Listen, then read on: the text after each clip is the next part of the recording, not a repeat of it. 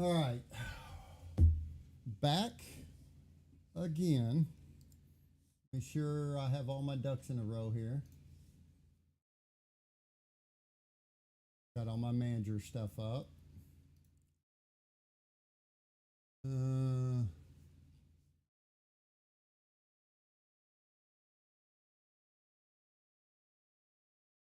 See.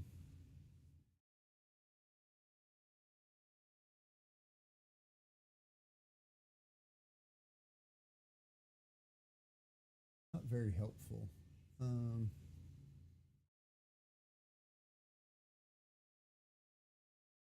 Well, I ended up getting lots of um, reference material. So, why don't you just?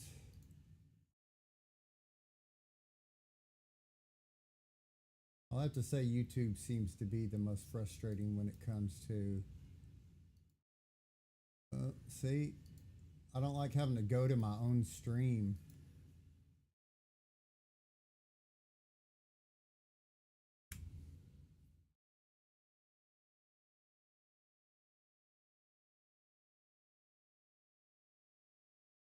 All right. Okay. All right. So let's get in here.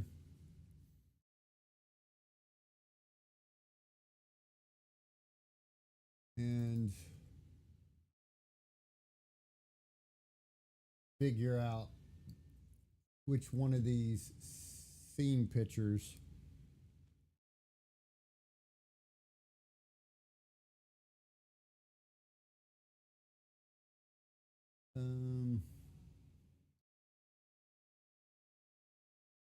okay, that's absolutely stupid. I don't want to open it with a snippet tool. Holy crap. Let me open it with Windows other useless program. There we go. So I kind of figured out, I know there's a design on the foregrip and on the grip. So that's going to be loads of fun. We'll put that one in there.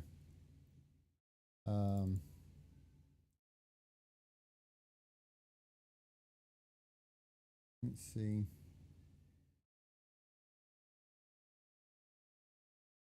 Some of these are not specifically useful or helpful. I just got to the point I just started clipping.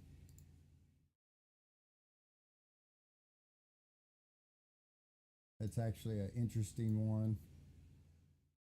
They did some really interesting stuff as far as like the way they made the grip and the different things in it.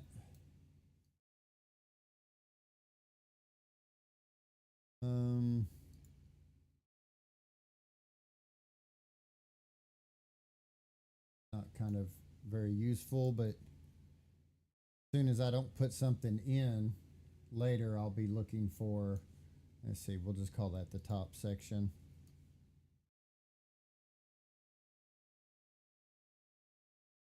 Another one of the grip designs. That's the bottom. So that's the top section. That's the bottom section.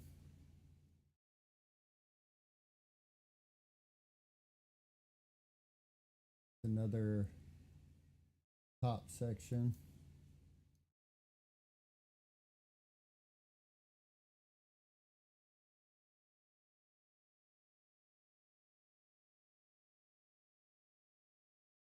That's more of a trigger section or hammer section. Kind of a top section.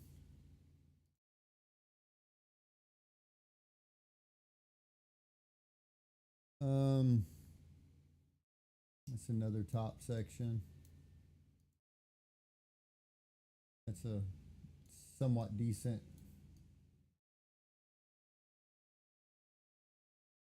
I'll get Michael with Fan Fiction Props to help me draw out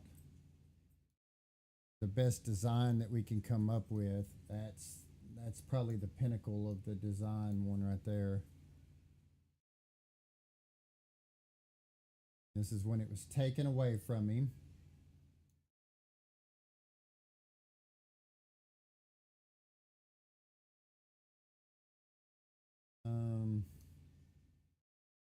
Need to rearrange my board a little bit here.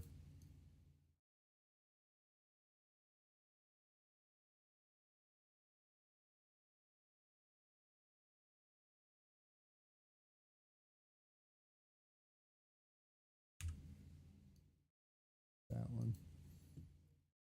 This is more kind of the front sight, front and rear sight.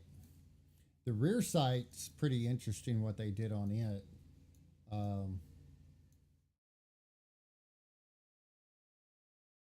That's overall a good one.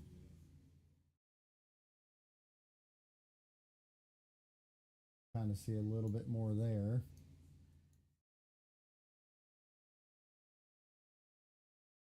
Some of the older stuff.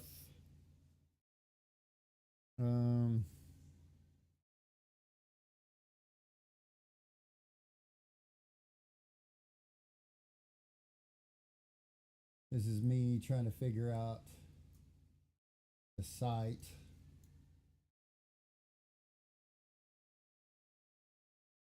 Front sight angle looks like. The detail that I found in the barrel end. Not a very good picture, not a very good.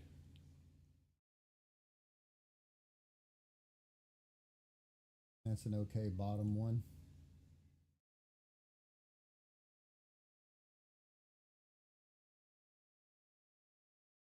A pretty good design one.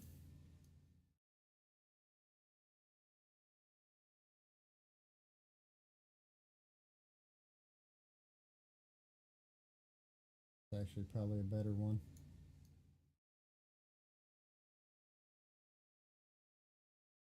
And that one I took for the overall shape of the lever action.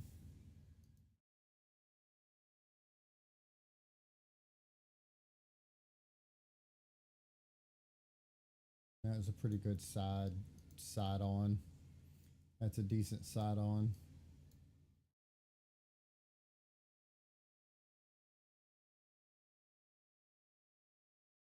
Not a very good sight one, but like I said, when I don't add one, it'll be one that trying to figure out.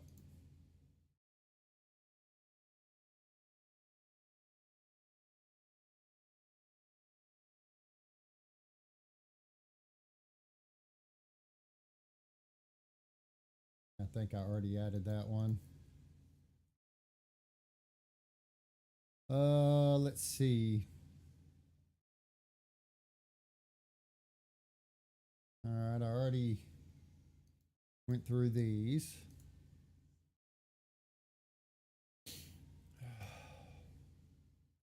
I think ultimately there's a fairly decent side on that I was going to try to use for the overall shape of the grip.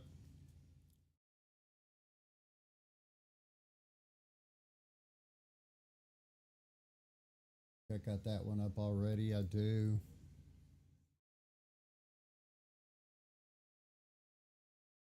Okay. Well, we'll just call that good enough for now.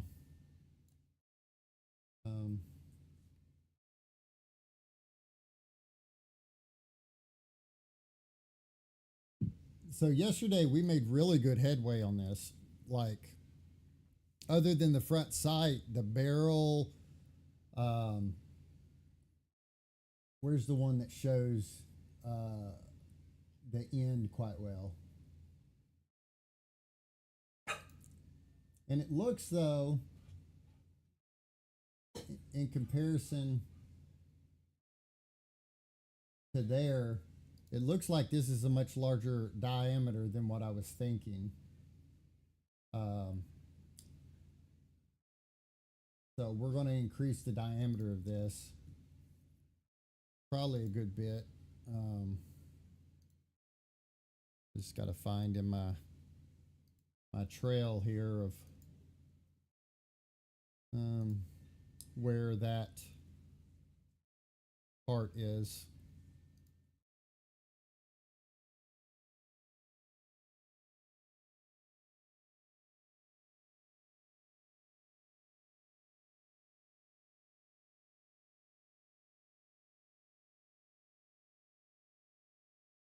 Okay, so it's using that sketch.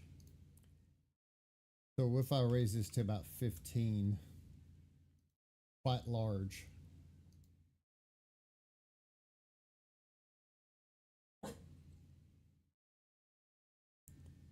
love my dog, but I think I'm going to strangle her here in a minute. Yeah, you heard me say that, didn't you? Little butthole. Can't for that. So 15. Let's get to our perspective real quick.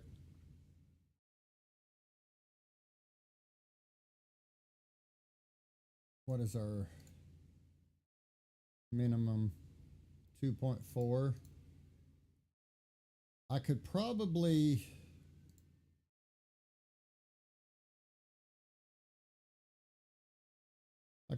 get away with doing 16 here. 16 millimeters. Let's see what 16 ends up being. Probably significantly. That actually looks real. That looks good. Where's that side on picture that I dropped in here?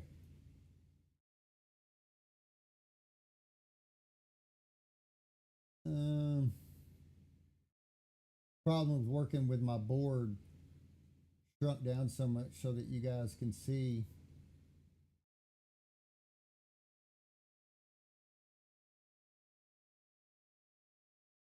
What? Oh, here it is. Trying to just get a. Not going to happen. Okay.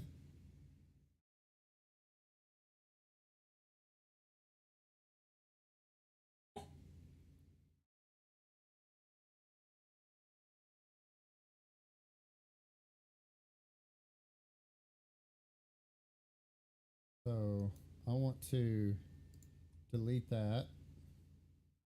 I want to delete that. And what I noticed in pretty much all the scenes that showed this, it's got about the same offset cut in it. So I'm just gonna come in here and do it like 1.2.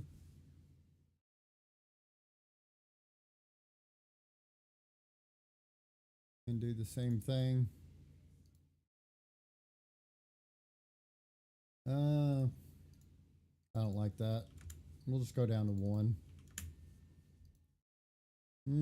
Don't like that either. Let's do 0.8 on each one.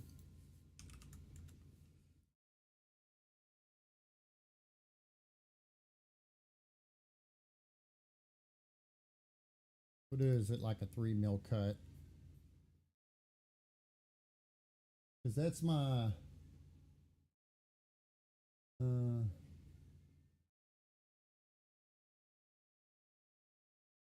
well, I know I had more than that picture of it. That's good enough.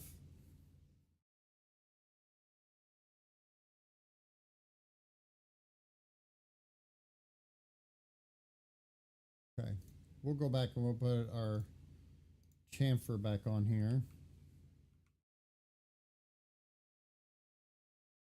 And I'll probably go ahead and just smooth that out anyways.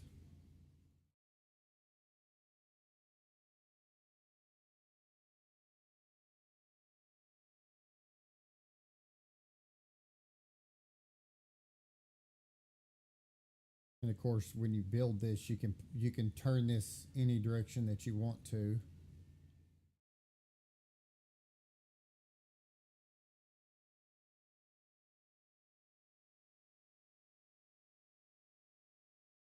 You know, it's another thing I never really saw was this side of that.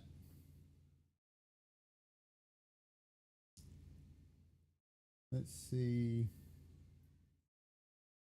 Pretty much we're going to be at, I guess, just like this.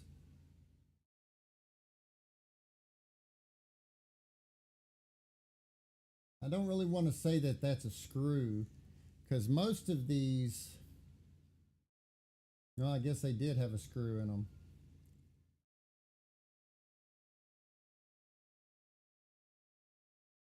Let's see.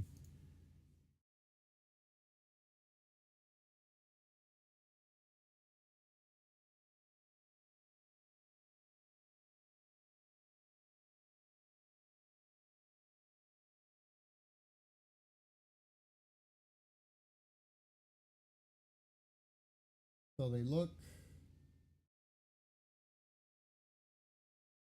What size screws did we end up using on this dude? What was this? Way for me not to go ahead and change the name of it.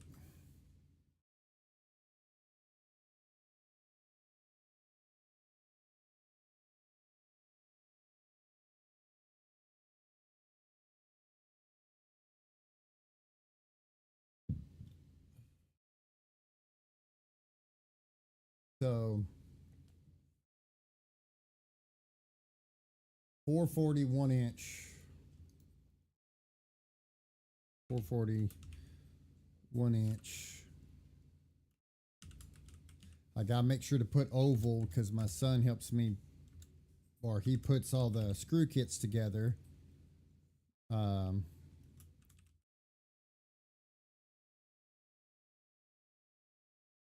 And it irritates him, which I understand.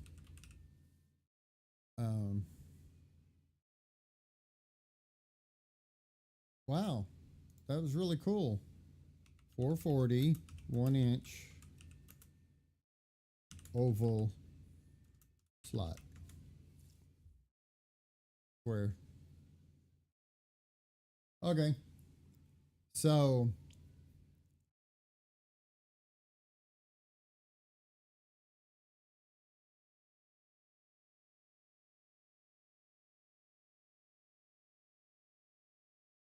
okay. So that's a 440 screw. That's fine. We can do the same up here. And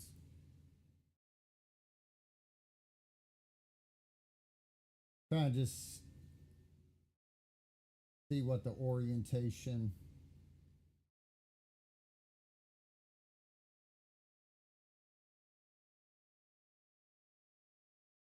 It's going to be almost.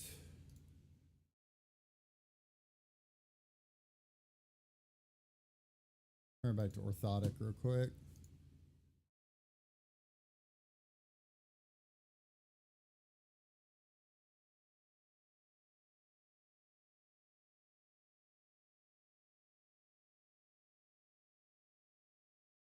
Find our center of our.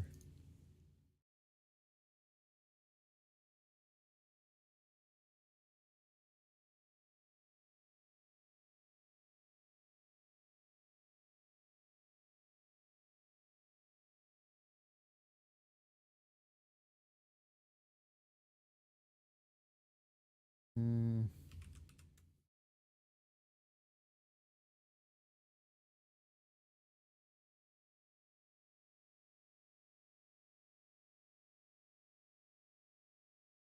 I want this screw below.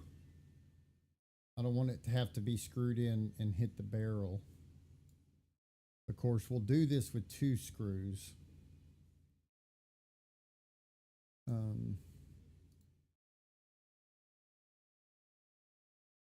What the? Things are acting so weird right now.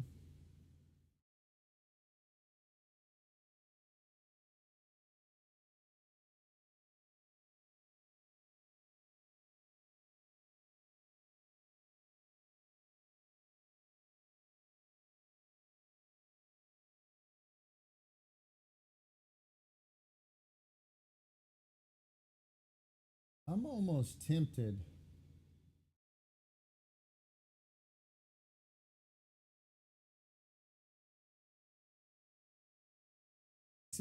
This seems more rounded. Here I go breaking stuff. But I wouldn't be me if I didn't break crap, so. What if I was to.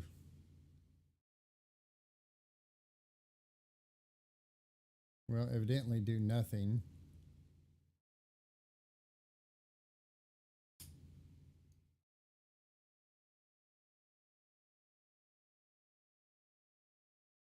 Why would you?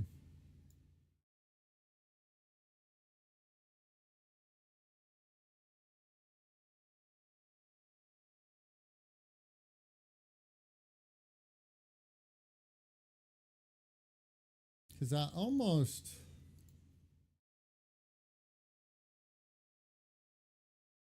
would prefer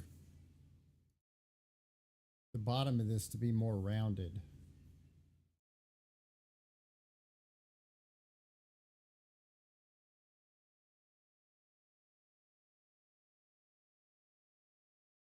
Maybe not that much.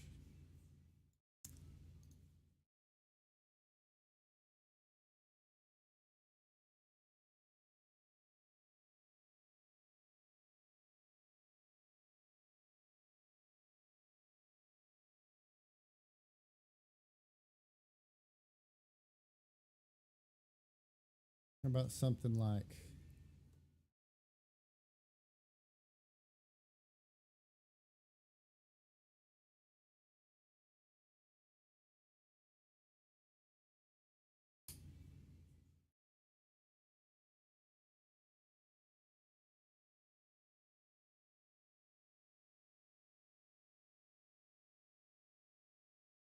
Because I feel this just needs to be wider.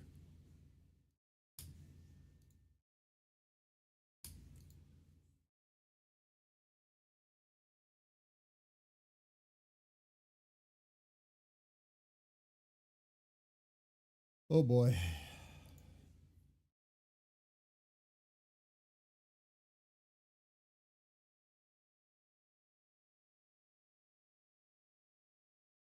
How is the rail missing a profile?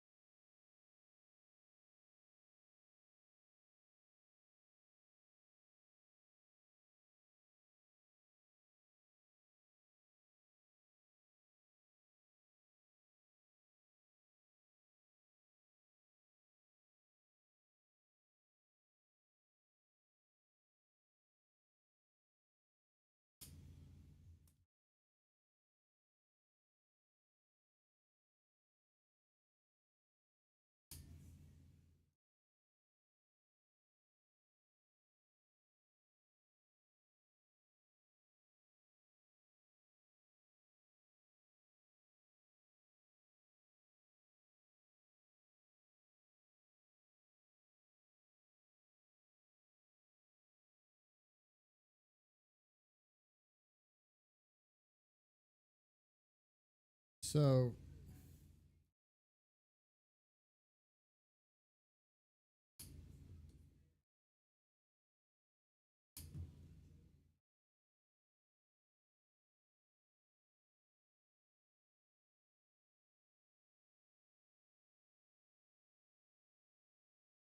All right, so let me just.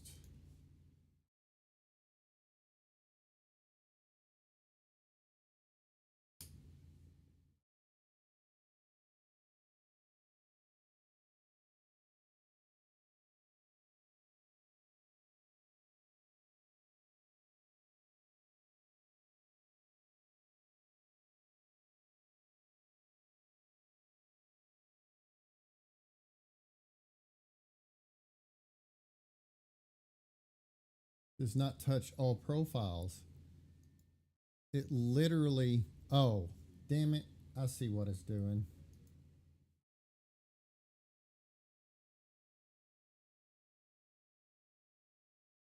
Can you not?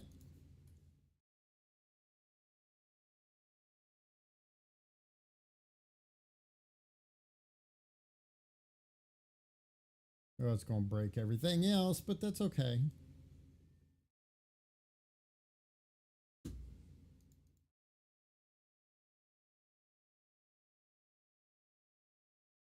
Point 0.5.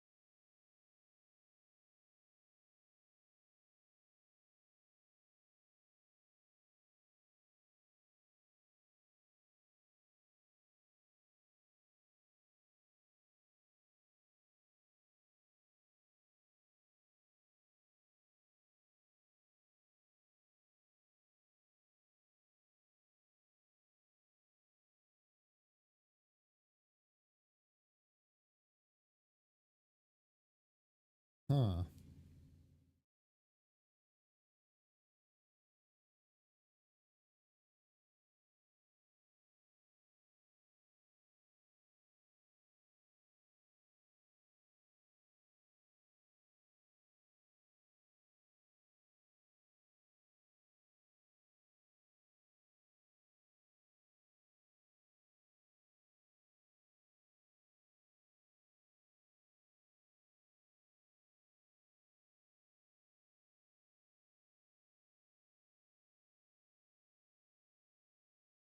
And how are you detached over here? Ugh.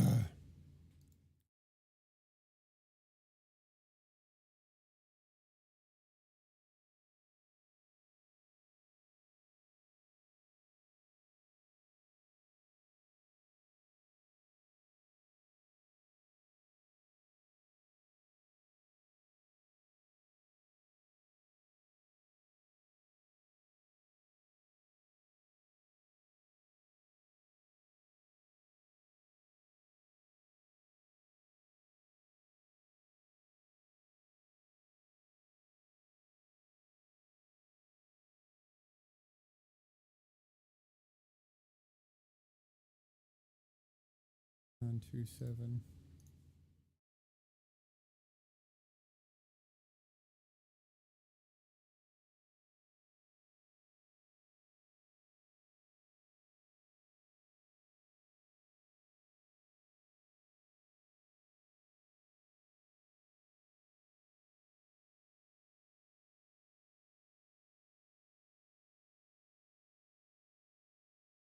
Get this out of here. Let's see what the hell's going on. Something has gone wacko. 7746. 77.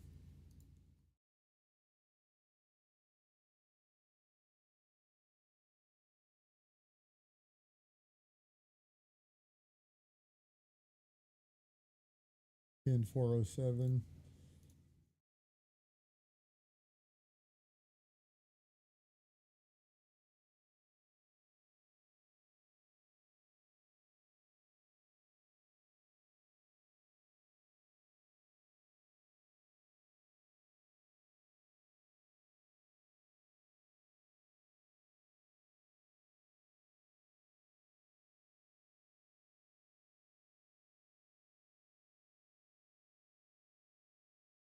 So it's quite literally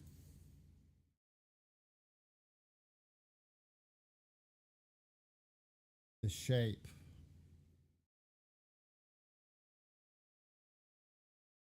But how can the shapes be different from one side to the other? They are a cut mirrored copy.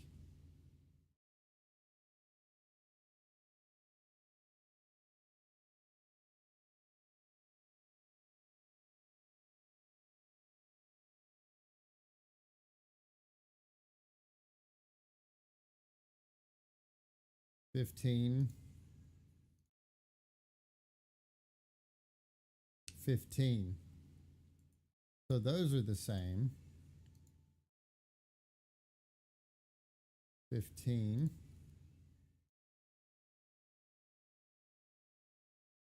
15.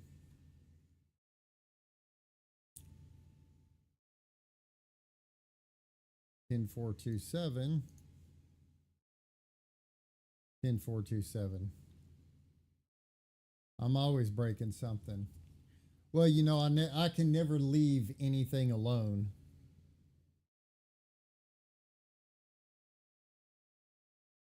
So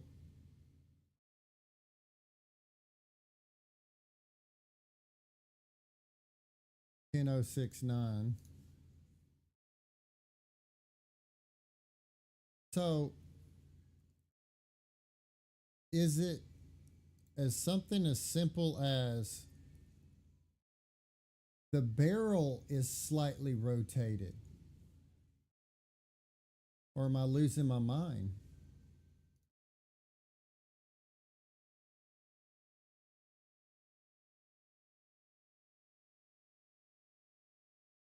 Hold on a second. So this line is, what the hell is going on?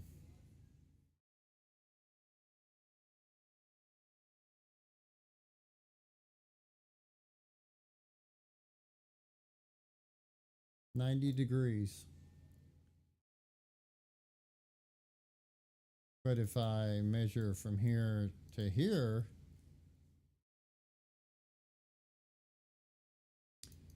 ah, you worthless thing. No, I don't want to measure that. I want to measure the farking angle. Like, why is it hard?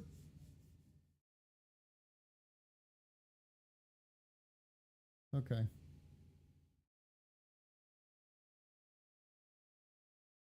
$90.3.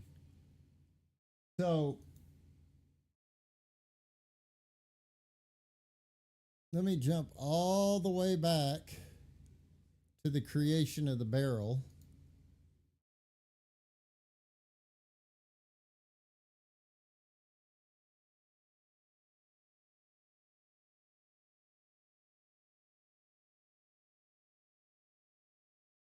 It's not. Now it is. So time for it to break all kinds of schnit. Okay, so now the barrel should be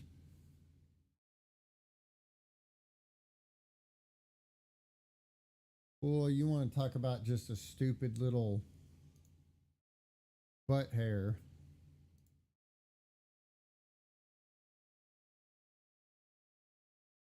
Ten one three four.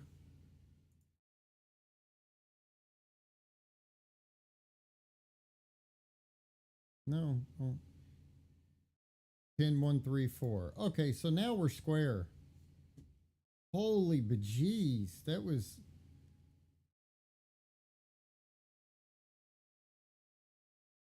See, being anal pays off.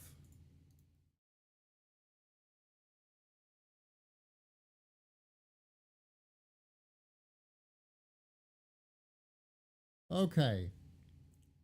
So now we're symmetrical. Finish that. Let it break a bunch of stuff real quick because that's what we like to do. Come down here to 20. Oh, look at that. My line jumped back where it was supposed to be.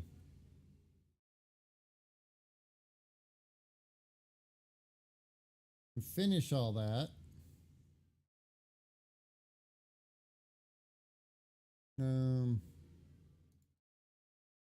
The hell is that?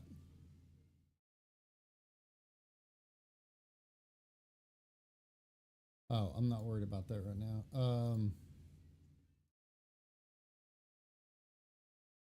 I need, what was this?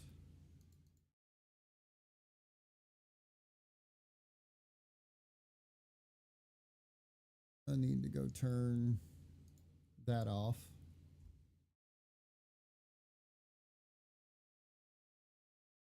So it's properly shaped. Yes. The one thing I don't like,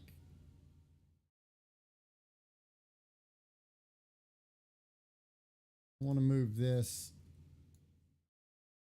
Stop being difficult.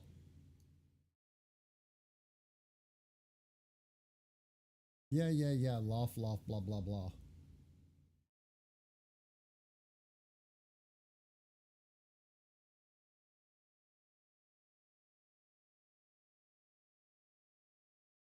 Which loft are you crying about? What are you crying about here?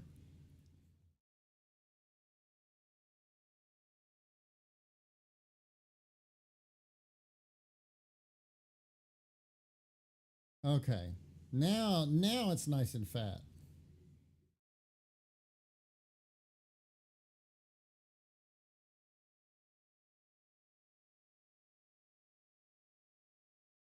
And now delete all that, project that, delete that, offset this, 0.5.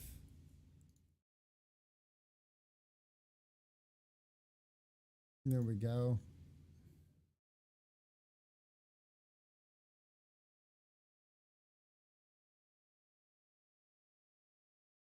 There we go.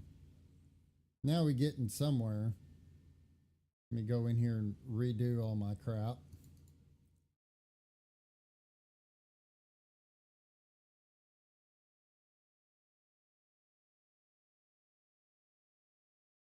Turn the barrel off. Nope. Nope. Why would you get out of here, barrel?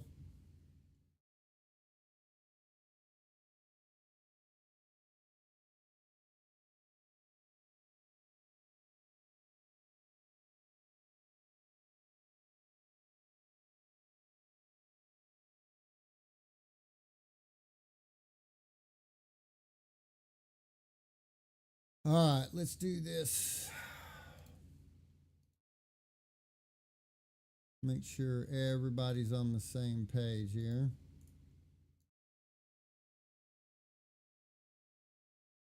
You mind?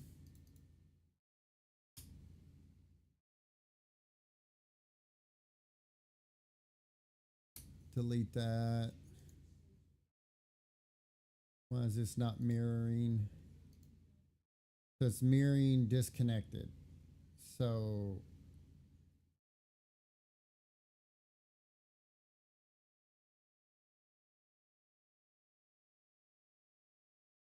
12255.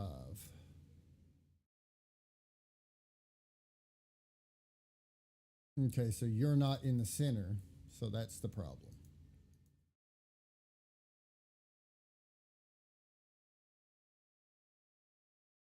Um,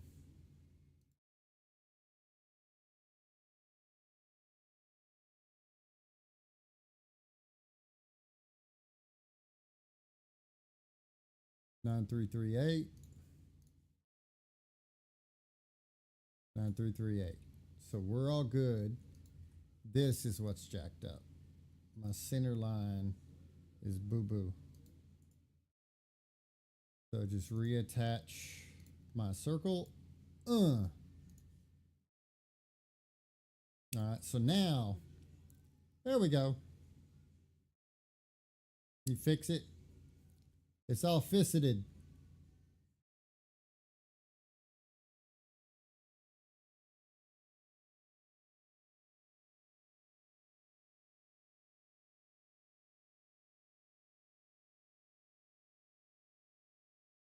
Turn that off.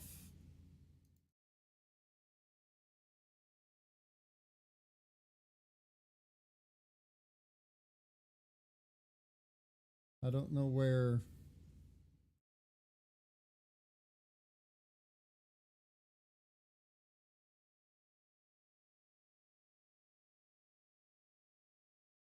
You know, if you could just give me some insight.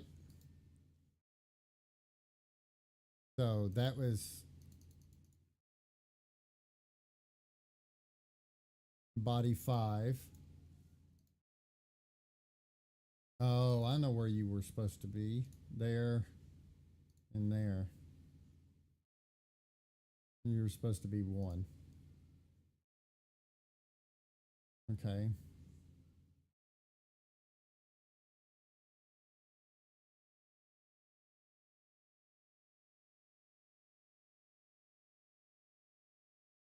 Oh, shit.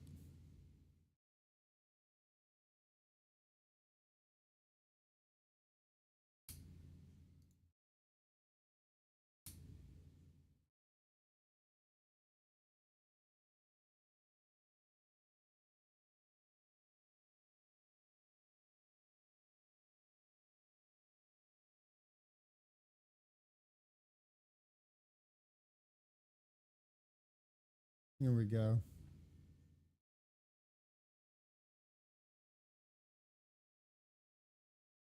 So you were just simply mad about something that didn't freaking matter is what it was.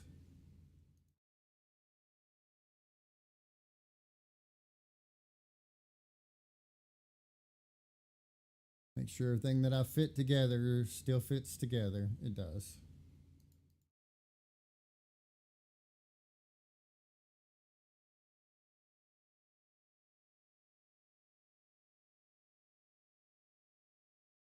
There we go. Now, hey, look, here's where we were at 20 minutes ago. Anyways,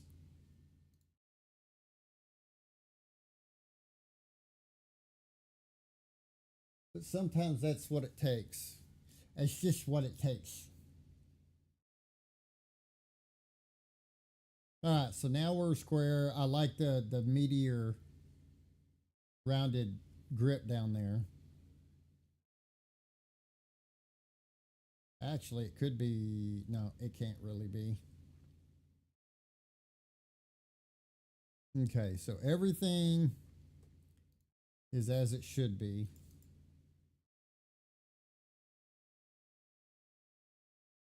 Okay, except for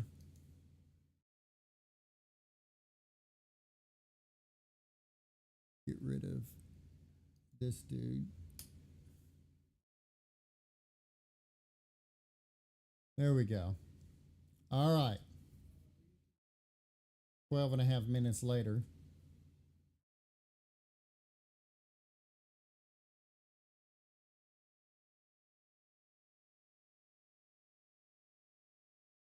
Um,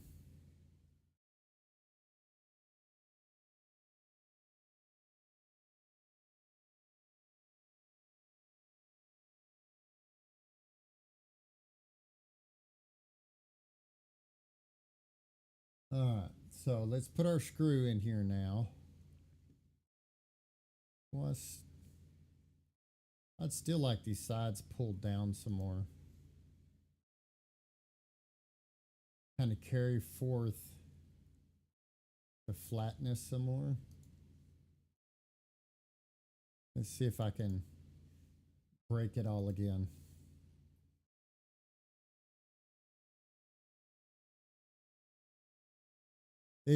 Man, I would love to have a button that says that. I'd love to have it. That'd be my most favorite button in the world.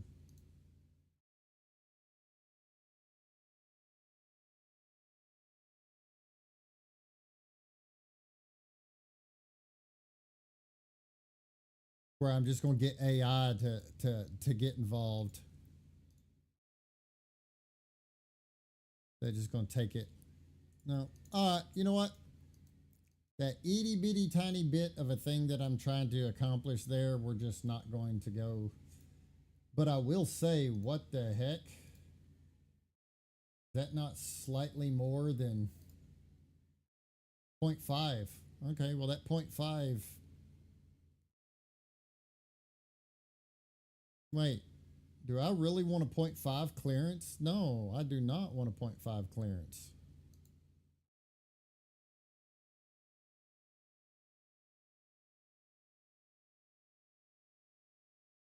Was that done off of these sketches?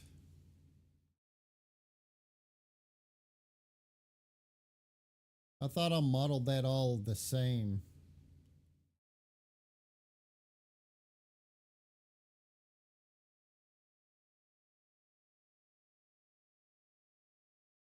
Point 0.5 is just too much.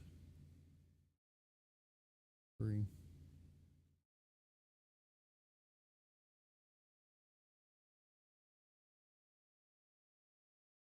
And did that shift as though it was supposed to? Appreciate it. One of those things, Freddie, that just like I had this whole plan and I'm like, all right, this is what I'm going to do. And I get in here and it's just like, son of a. Let's see.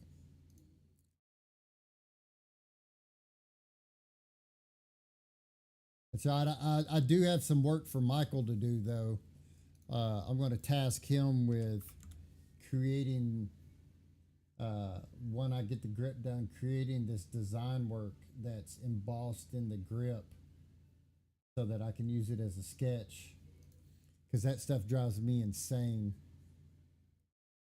And since he's so adamant about me doing it, I figured I could just be as adamant about him helping me.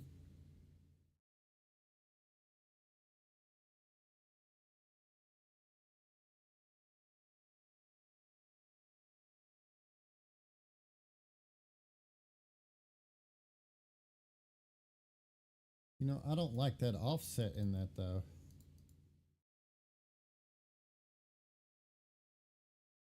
What if I just said screw that and don't do the outer edge?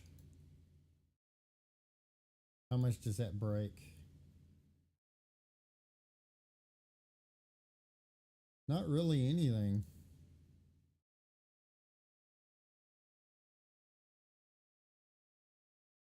Yeah, that's better.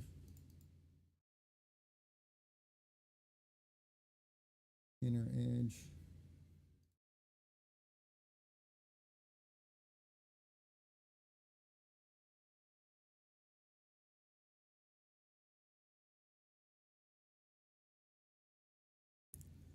Okay, so now let's body 2. Let's get this saved before I go off and blow something else up here. All right, so this is all looking as though it should. Oh, I remember something I wanted to do. Because just knowing from the choke on a shotgun or on a rifle itself, we need to go in here and project that. I'm going to cut this in 0.45. It's just one of those little tiny details. Negative 0.6. That when you're painting and stuff, it ends up being a cap that goes over the end of your what would be considered the magazine for a shotgun or even for a Winchester.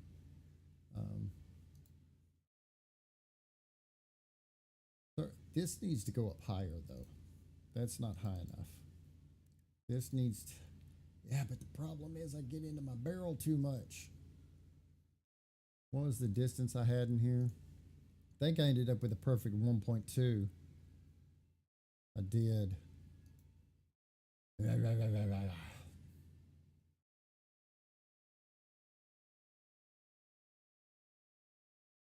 Um,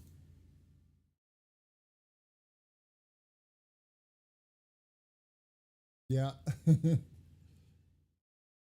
um, what I'm thinking is I still want to keep my 1.2 distance. So what if I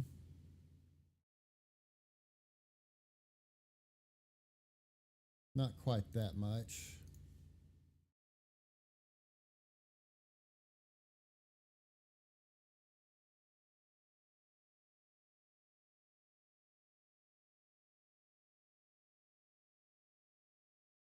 And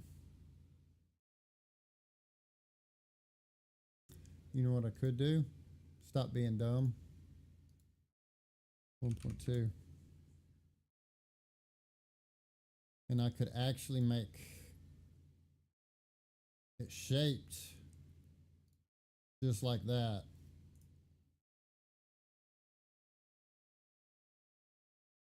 And that gets it higher up the barrel. I would make it a normal dovetail, but those just seem to be a pain in the butt. Um, no, why'd you go off and do that? Oh, I know why. Just come back.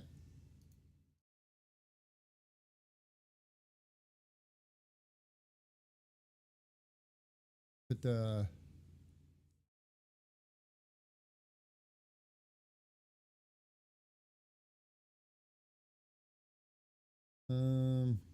and I actually want to do that differently. What I'm going to do here is offset 0.25. Bring my barrel back. I'm going to do any intersecting. And then I'm going to turn my barrel back off. And I'm going to project that.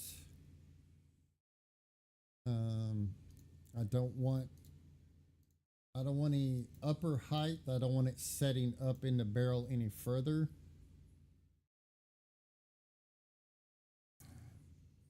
Let me just give it a little bit. Because I always got to remember paint.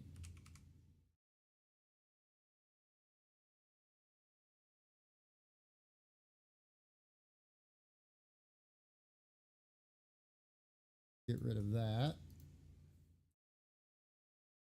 Now, what's my measurement from here to here? So 8.5 is what I need. So let me turn this little dude off. Get out of the way. Gimme. There it is. Negative 8.5. So now, there we go.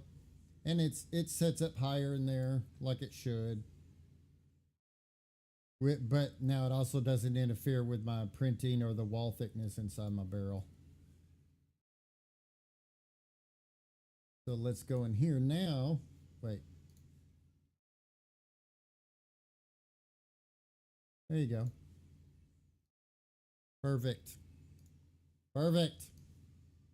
So let's check our interferences. No interferences detected. All right. So we're going to do the sight, do this screw real quick. Basically, what I'm going to do, well, got completely rid of that flat spot, didn't I?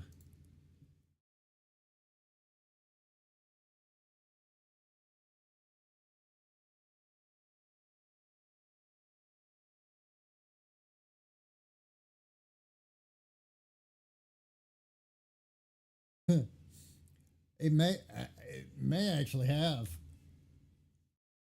uh,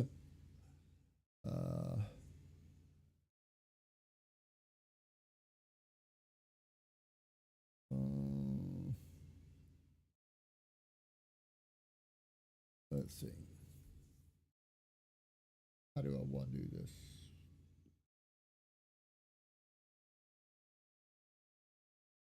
They need.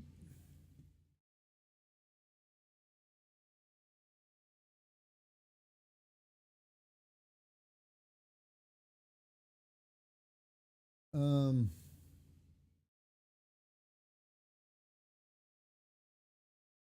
it's just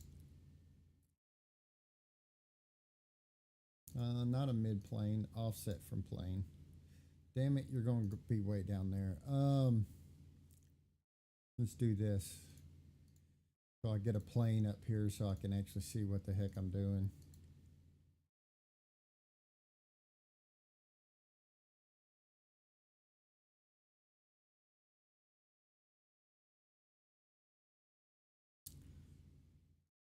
Hang on, I think I'm overthinking this. Um,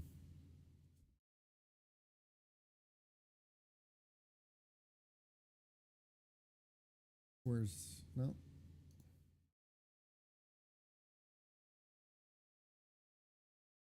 No. Where is this? Oh, there it is. Um,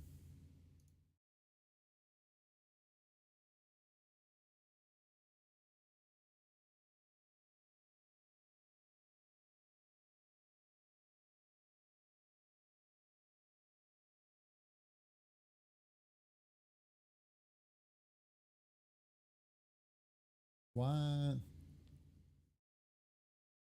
is my brain not working at the moment?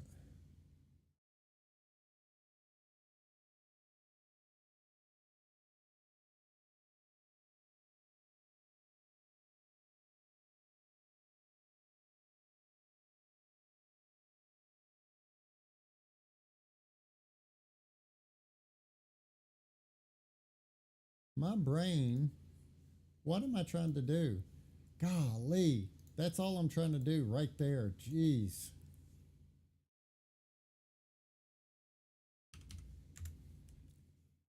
All I wanted to do. That's it. That's all I wanted to do.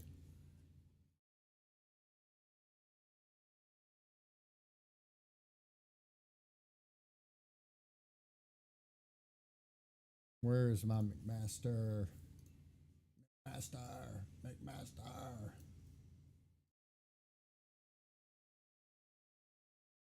All right, so the top of this hole,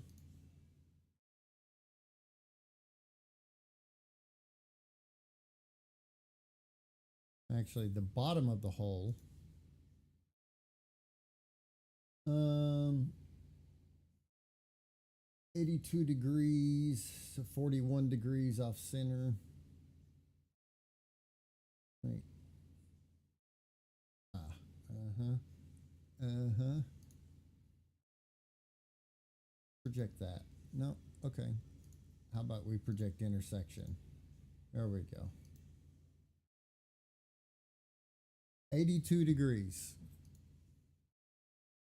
So I want to go 90.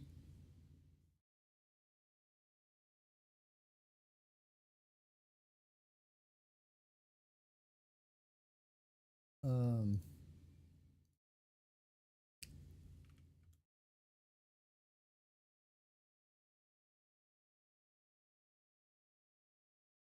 there we go. So that's the head. That's the head of the screw. I need to. Would you quit? I need to offset this the other direction. Wait a minute.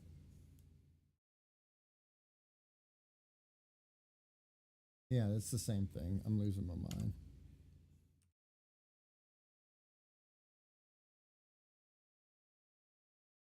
Wait, I'm definitely losing my mind.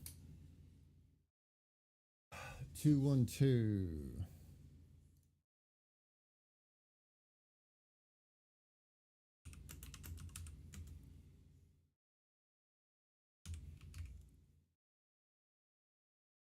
Five, 3, 3, 4. So we'll say 5, 5.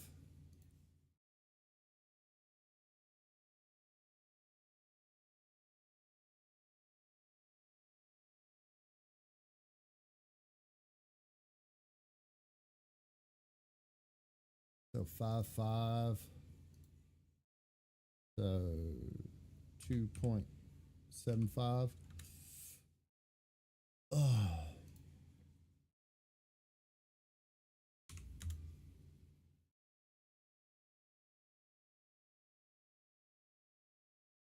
Okay, so there's the head of my screw. So all of that needs to be taken out. That's all bye-bye.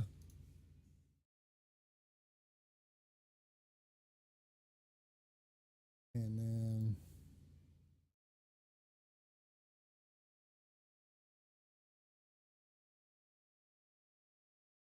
$41.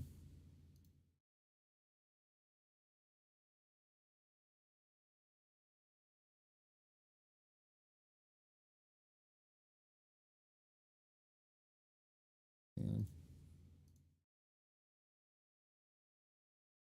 41. We move this back in here. 41. Okay. 0.104.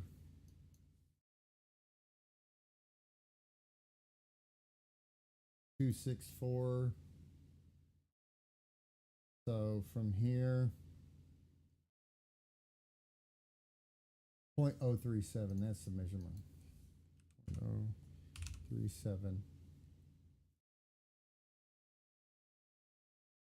1 millimeter.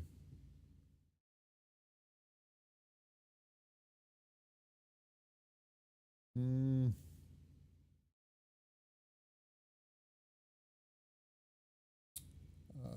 on, let's do this.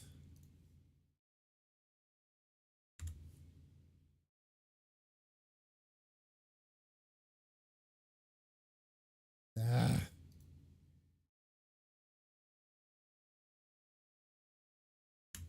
Let's go in. We'll go ahead and set it to this.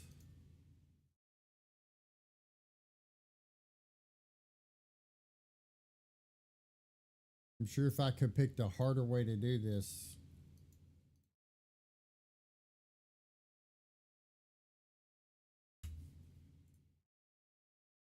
Okay, so that should be the width of my screw, the head of my screw with paint room,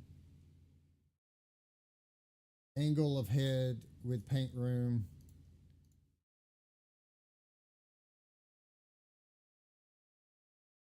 Okay. So let's do a little revolve action here. We'll do a little center line. Cut it. Why'd you leave that behind? You ass. Oh, because of all the predicted crap in here. All this garbage.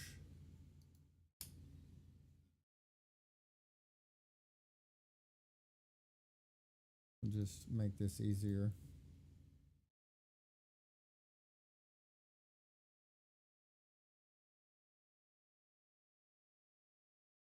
Tell it we want to revolve all of this.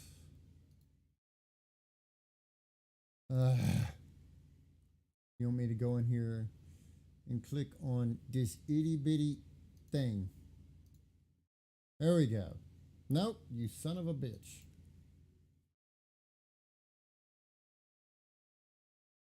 There. Now.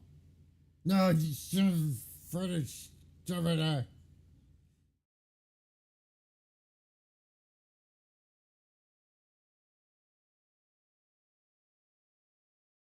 There we go. Holy bejeez, that was just totally unnecessary. Let's see. What screws do I already stock? One of these days, I'm actually going to do me a spreadsheet. But until then, it's just easier for me to take a picture of my Western drawer. Oh, that's right. I don't stock any 440 oval heads. It's all 630 seconds and 830 seconds. So it's my choice.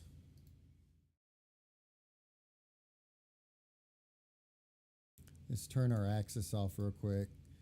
I'm going to duplicate this just for head checking, and then I'll use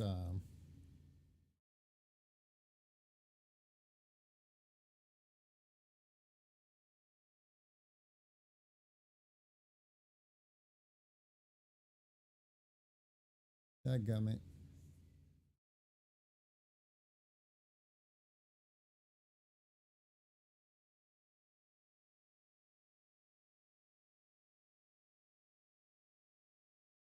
Oh yeah, I'm dumb.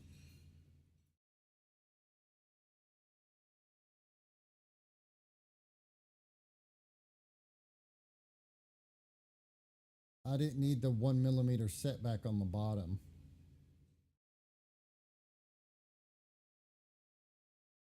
All right.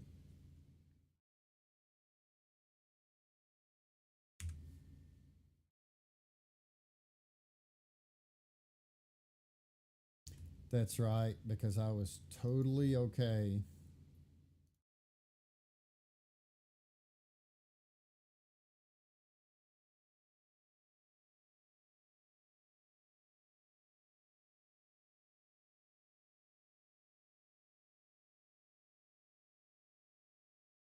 And once that head sets down in there,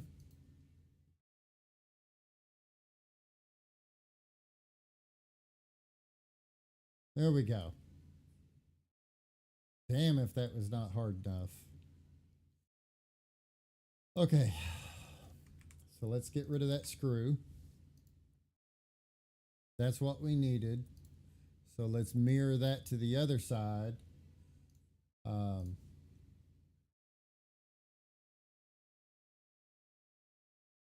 because what we're going to do is we're going to use just 2 short screws to mimic what's there. And that's it. Oh, no kidding. I'm going to be like the rifleman. Except it won't have a bit as big a hoop where he used to swing the rifle around. Oh man, that was so cool.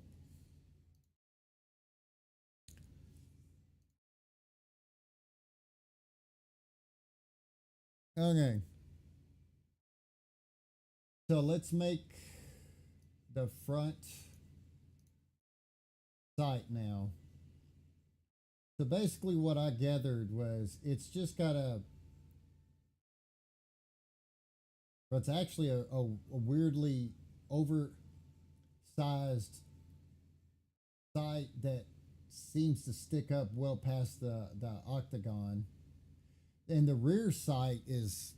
I'm not even going to mess with the rear sight until I get all the functional stuff and the door stuff, and then we'll figure out, because on most of these, I'm trying to think. Yeah, on this rifle, when you bring the lever action open, this door right here actually pulls back, and that's not that I'm not quite sure uh, how they have the sight.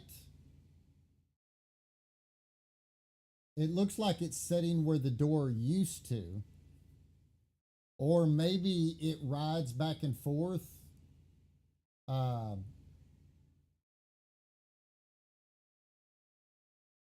Maybe when they cock it, the rear sight and everything comes back. That'd be kind of strange, but I mean, that's doable. I don't actually know if I haven't seen any scenes where he's got the lever action open. Um,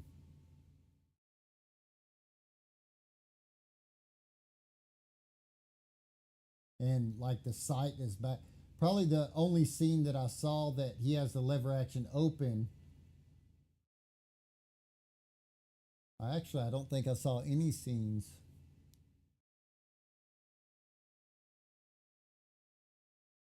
because the rear sight definitely.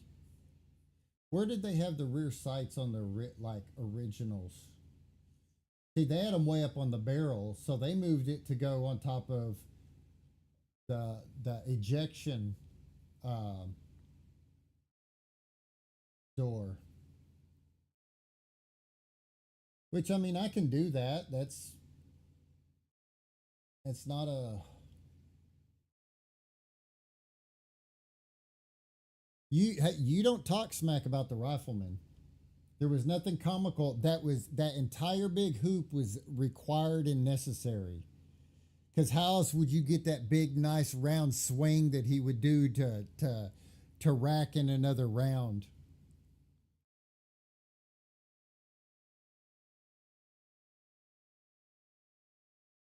Okay, and that was the hole. And I meant now that I put all this together, I meant to look. So yeah, that's a hole going straight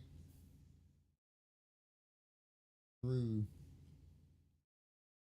there to there. So it stops there. So they have a hole. It's almost like they were going to do a lanyard or something.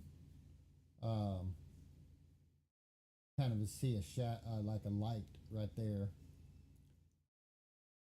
So it looks to me like this is the max distance. Like they kept their original tang back here.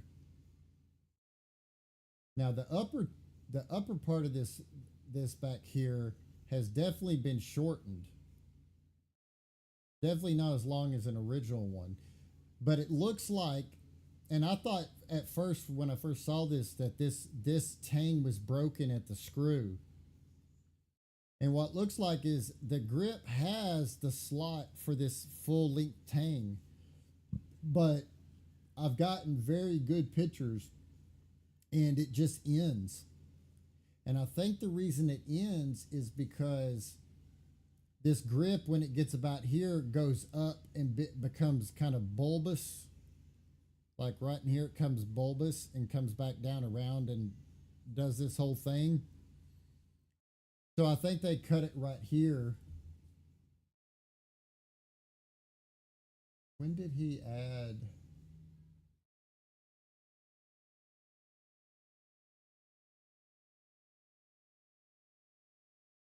Anyways, um, so it looks like they cut it off about there, and that's about where the slope starts to go up to its peak, and then it comes down, something like that.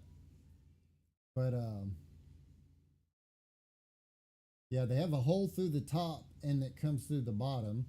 Like I said, it's like they were going to put a lanyard or something on there, but it's definitely not broken. They just cut it off, put another screw in there, made it much shorter. So I don't know. So the front sight, we'll go ahead and do that.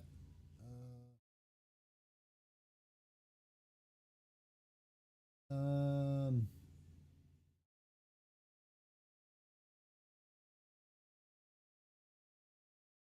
see if, where's the okay. The front sight is basically right above where this is at. It's setting right about there. It's kind of a far back sight, but um, we'll go ahead and I'm just going to use this for a middle for a center line. That's what it looks like to me. is that it's right above it, or it's sharing the same back line and it goes a little bit further forward.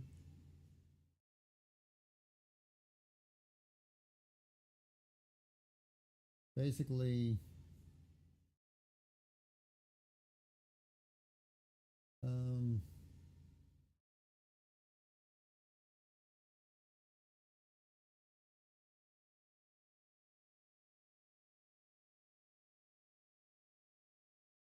I'm going to say it shares the same back line.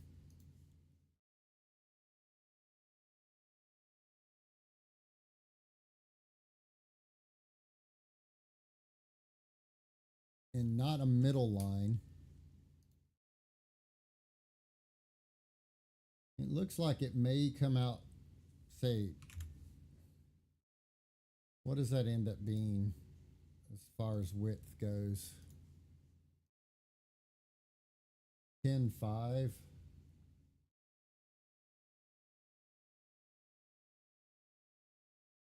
Oh yeah, I guess the original one stuck out too. Um, the wrong type. How did I end up with so few pictures of the real 1873?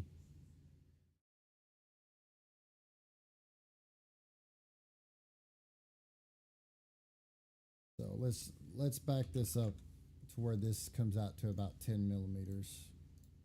Yeah, there we go. Um,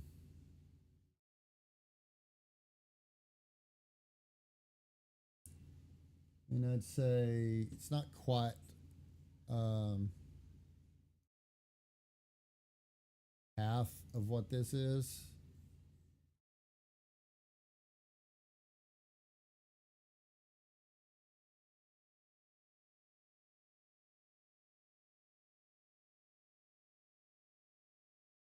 What do we end up? Let's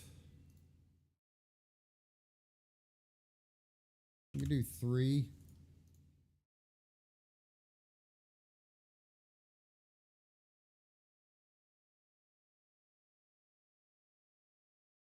Damn it.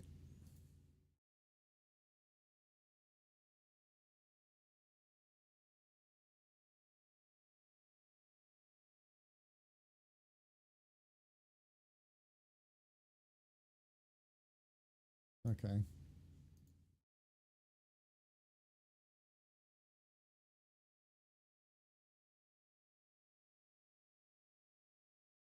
No, we're not going to do 3. Not going to do it. We were probably going to end up having to do the same thing we did down here. Just so that we make sure that we maintain. Uh-oh. I just realized that I guess in moving all my crap around, I screwed up my sweep for my rifling here.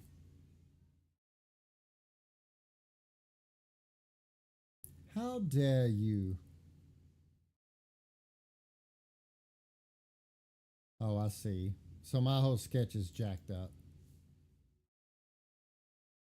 for some weird reason. It's okay. It's okay.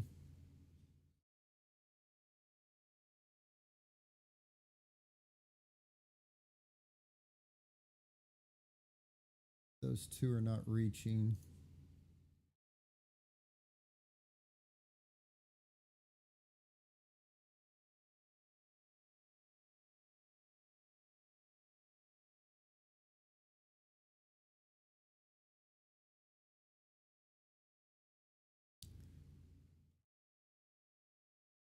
I guess that's because I had to twist my barrel to make it symmetric, like 90. With the plane, it decided to, instead of holding all of these anchors, it just decided to, I don't know, let go. Because, that makes a lot more sense than. There we go. Damn it. What do you mean?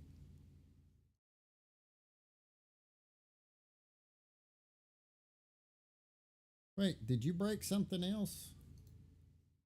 No, you didn't break nothing else.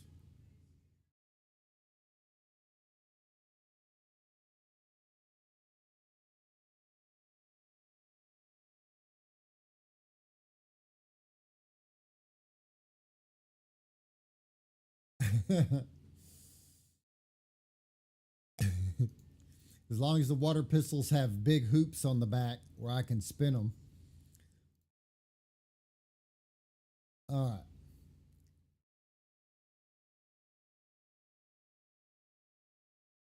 So let's do this in. Let's take a. You know what?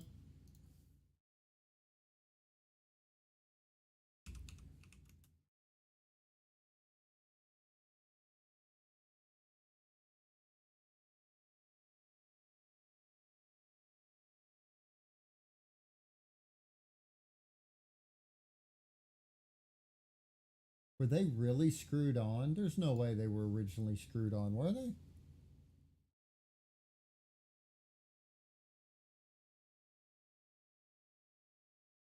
Really?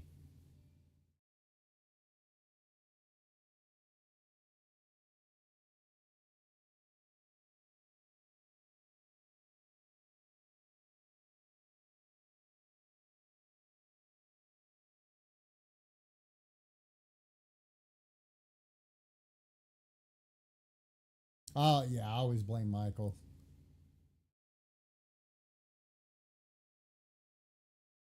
Well, there's a reason we blame you for everything.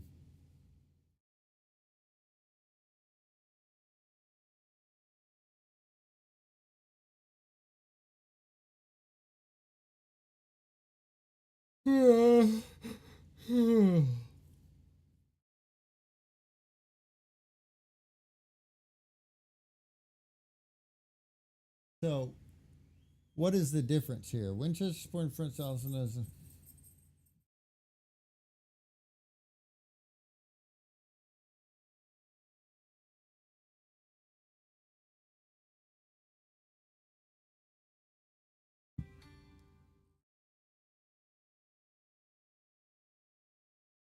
Hang on a second.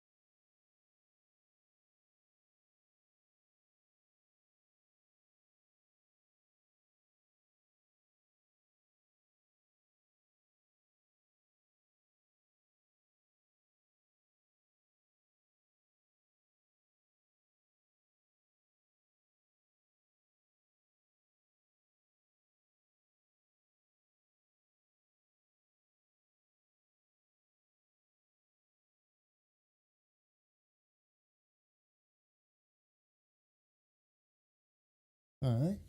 Sorry about that.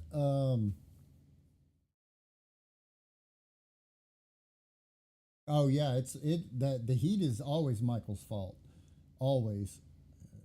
Especially because Michael decides that he wants to do outside building onto his home projects. Like I'm surprised he hasn't come up with some crap already of building on a room or redoing out in exterior walls or some crap. How about a 20?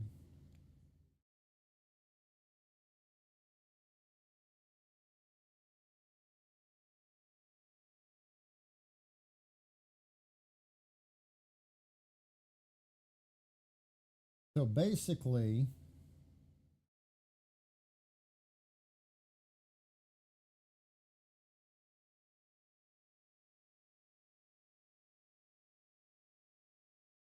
it looks like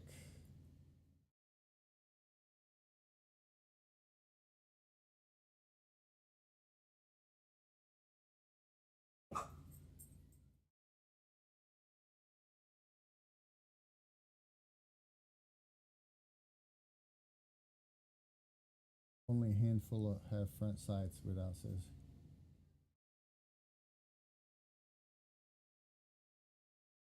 Um,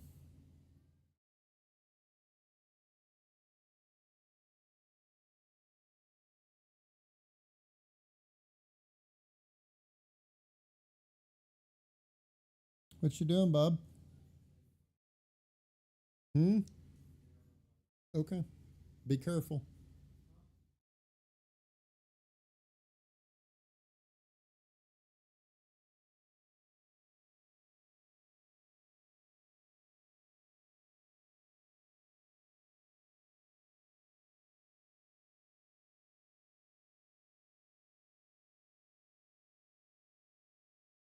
Uh,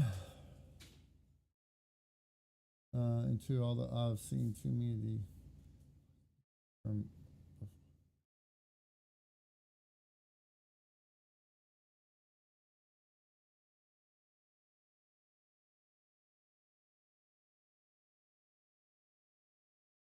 Well, it looks like nobody actually knows when the time cutoff was or start when they started putting the set screws to hold the sights on.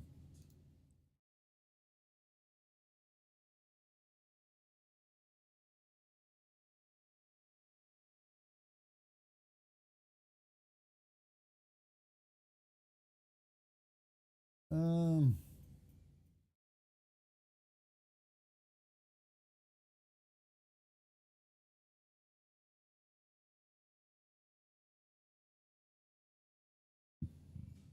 boy, there's just, I guess, I'm just going to go without the set screws and call it that because, um,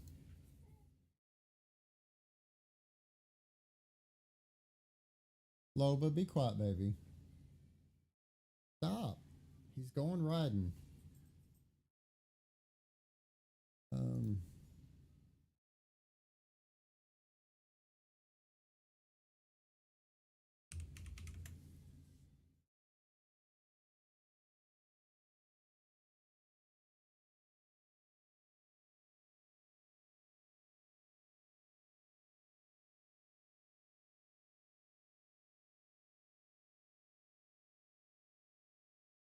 7, go straight to 8.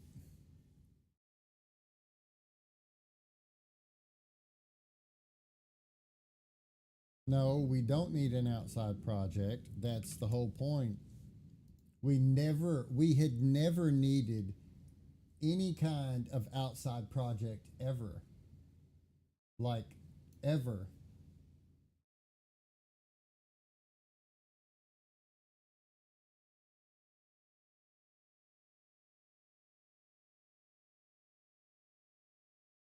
It almost looks as though, uh,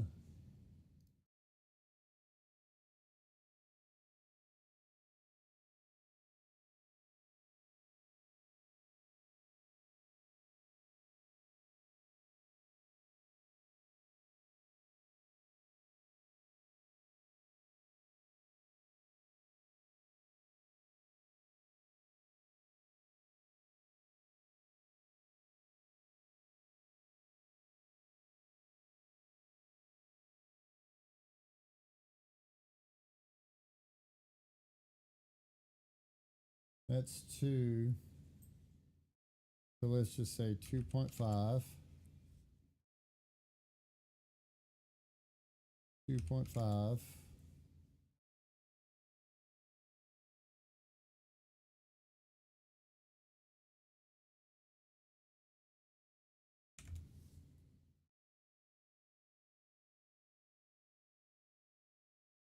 Seven in the back, which it really needs to go to like 8 for the actual height.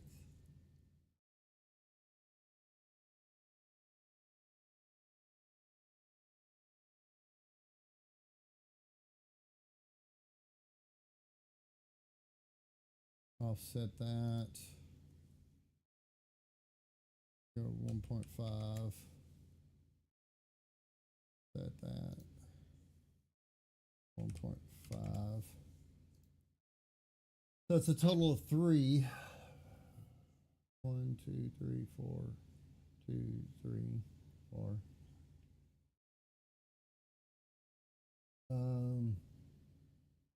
We don't need 8 wide. 2.4. So 1.2. Negative 1.2.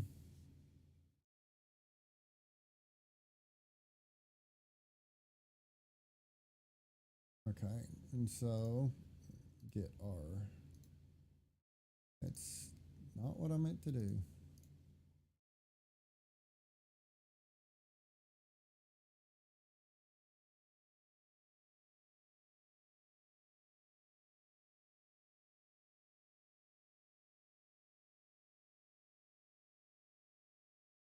So that was 10, so it'd be 9.5.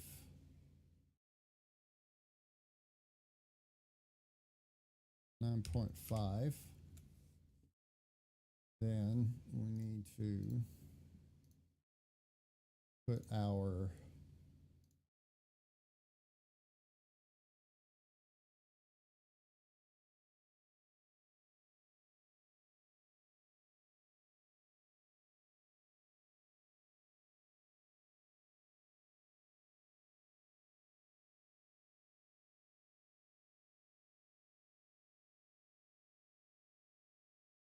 those all look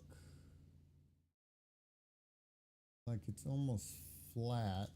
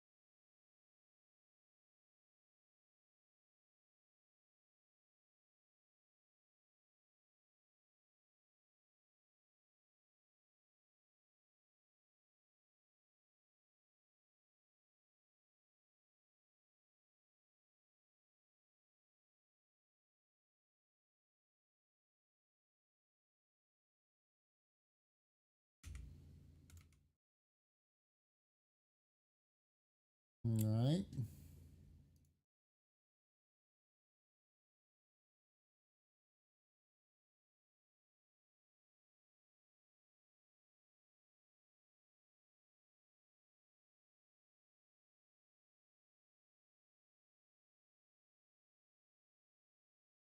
How'd that go? It?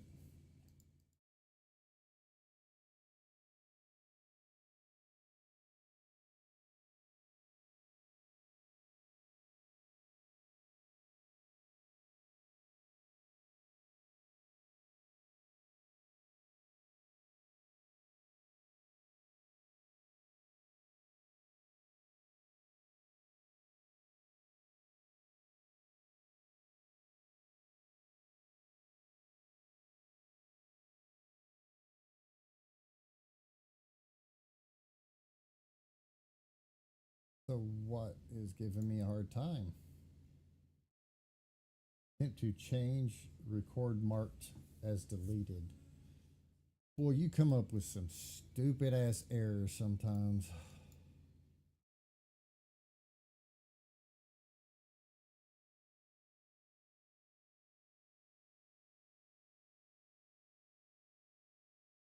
So that's what you don't like.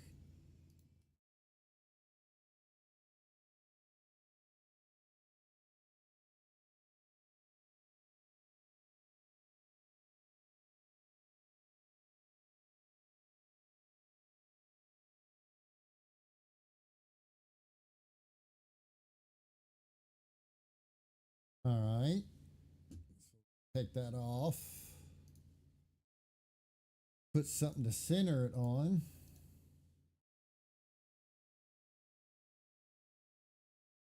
Hmm. 3, 1.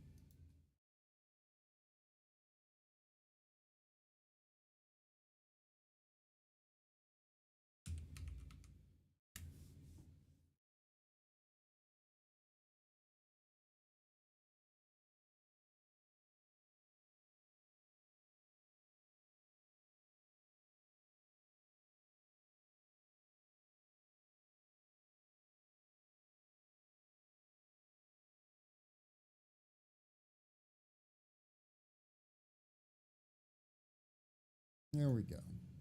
So that will center that when you glue it on.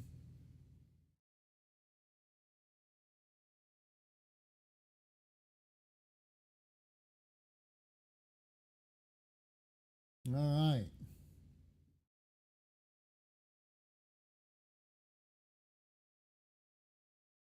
Put our screws in here. I'm going to wait on picking out the screws here depending on after I get done with all the screws in here.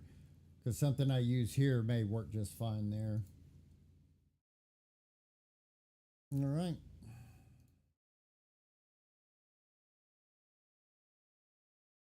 So now I would say probably the thing for me to do is to go ahead and do the shape of the rear grip. Um,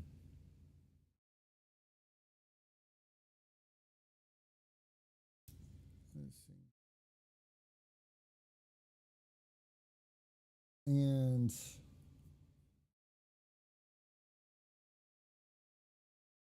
I had no,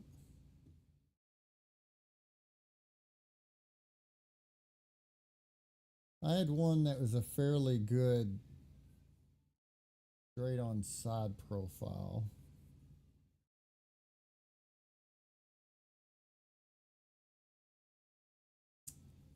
Because I'm thinking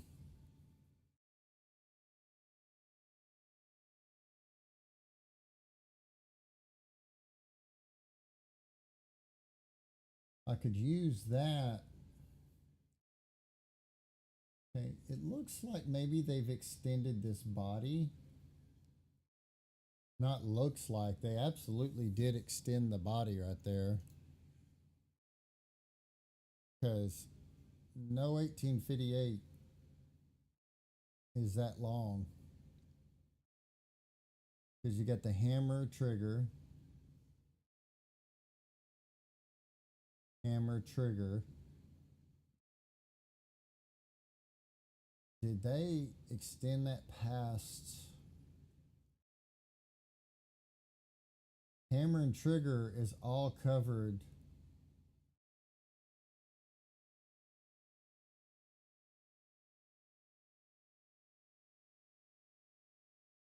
See this, oh, so this technically is a whole piece that goes in.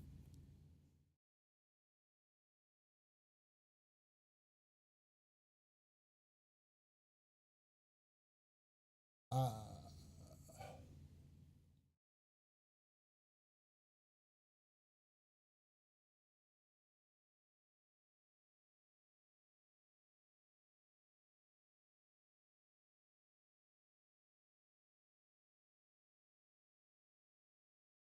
so hammer,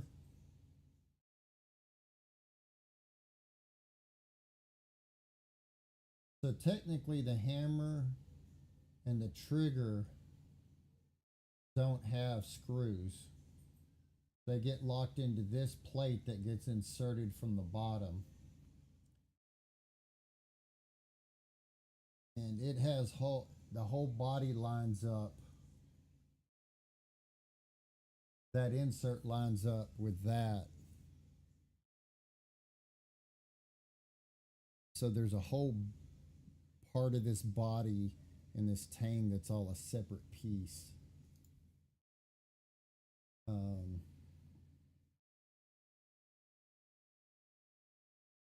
So the hammer gets put in there, trigger gets put in there. Then this whole piece goes in the bottom, and you've got this big screw and that big screw that screws that in to there. Then the lever action screw also goes through there and screws all that together. So it's screwed from there, from there. Where's 12?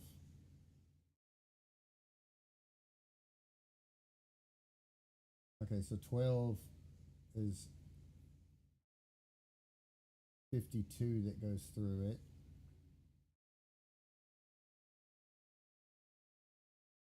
So it's screwed from there. It's screwed from there. Then this screw for up here goes all the way through and screws into there. Then this screw screws that into there. So these two 51, they hold this box in. That holds this box in. And then it's screwed onto the bottom.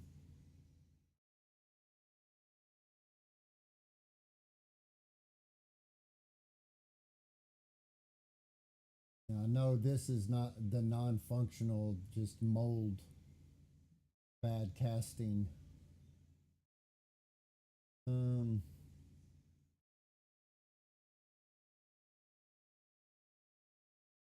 But they have definitely extended this body right here.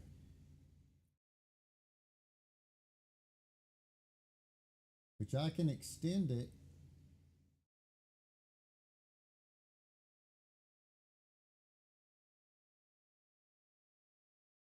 So, wait. So they didn't extend the body, they extended this cut forward, is what they did. Because, or wait.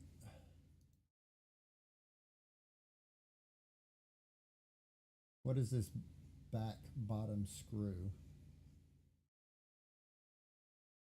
That's what holds the body in. And it's right in front of that. So that's what they did, is they edged it forward.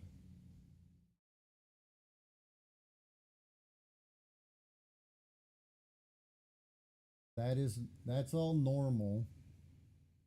You can see that for that. The hammer. Where's the hammer fall? The hammer falls back of the hammer right in here.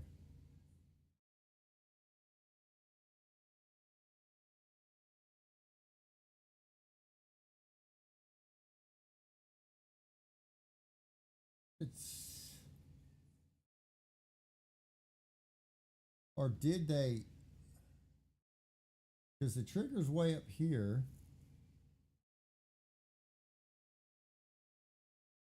Where it should be on here.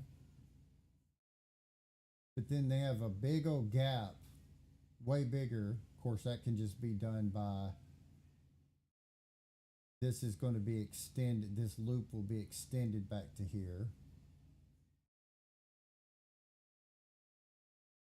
So I'm trying to decide,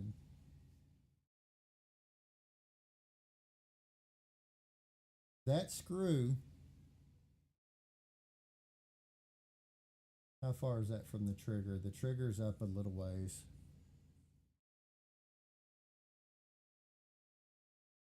Um,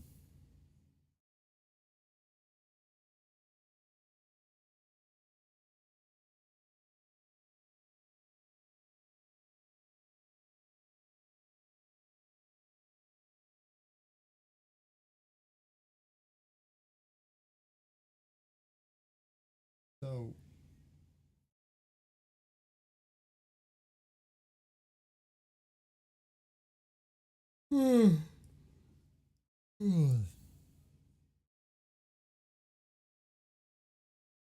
so back a trigger. If the panels were on here, they cover all of that, those screws. So then this back screw, which, does that back screw? Okay, it does.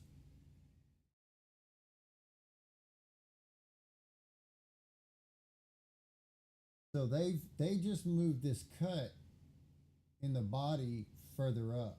They didn't extend the body. They just moved it to where it was more right against that screw to increase this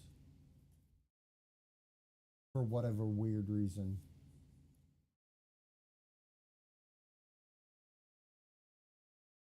Okay, so where's this sketch at?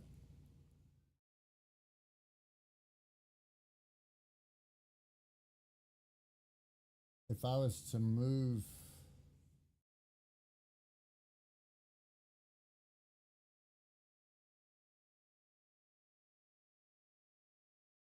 if I was to move this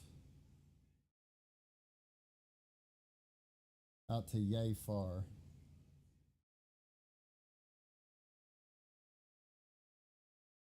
let me turn that off, get that out of the way.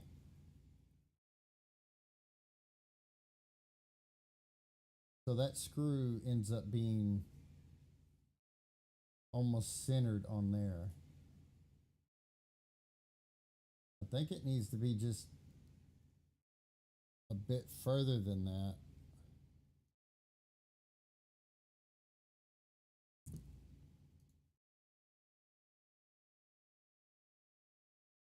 Go to 14. No.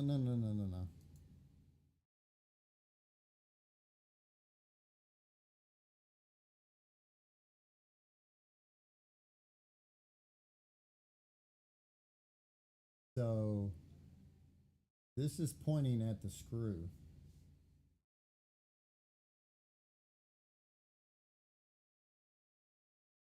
And trigger's there. They definitely have a bigger gap in there than that.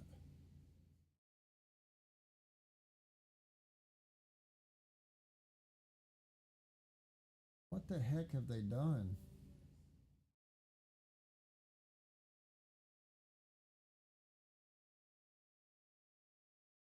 So the screw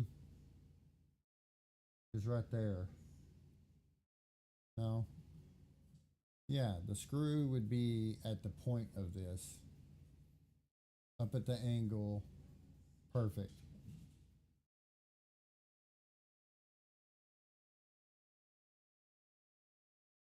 So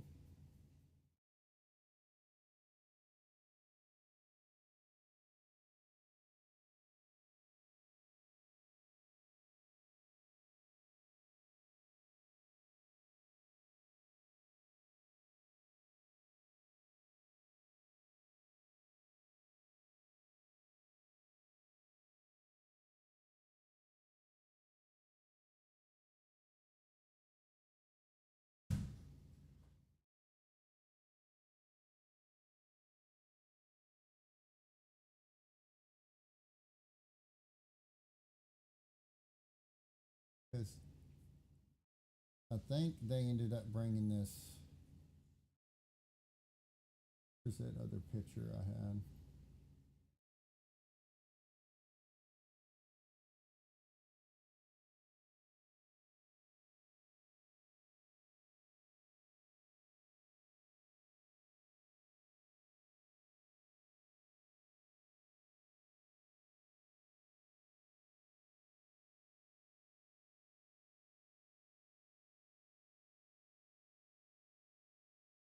Okay, there we go. This is better. So there's the screw.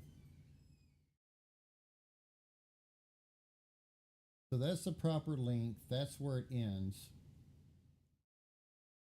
So it looks like its circle is more along the circle of what they have here. Through there. I might pull this back just a bit.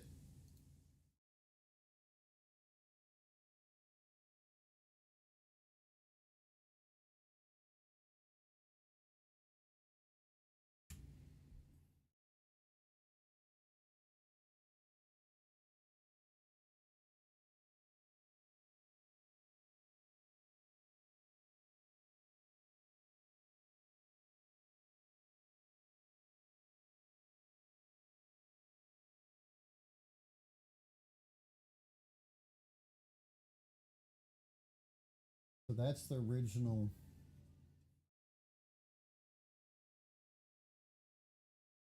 So did they leave?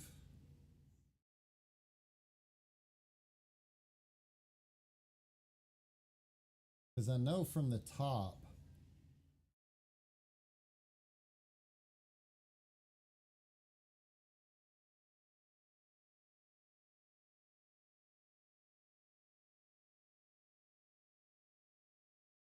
One, two, three. The parts have one, two, well, one, two, three, four. If it had the hook on it. One, two, three, and I think that's the hook part. So, yeah, gum, are you telling me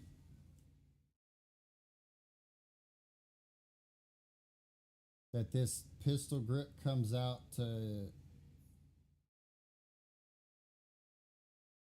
I mean, I guess that would be about right.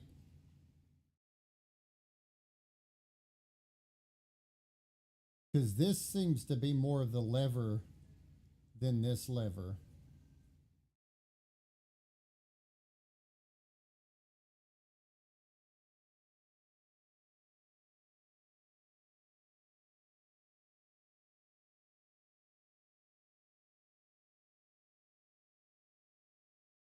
Um,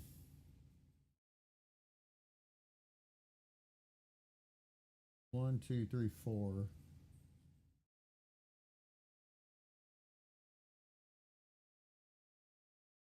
So one, the hanger, and then the two close ones. One, the hanger would be there, two close ones, and then the fourth one.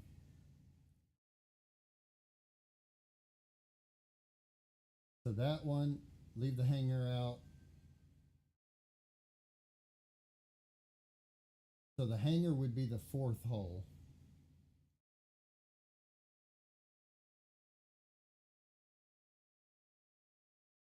So it looks like this tang is just that long.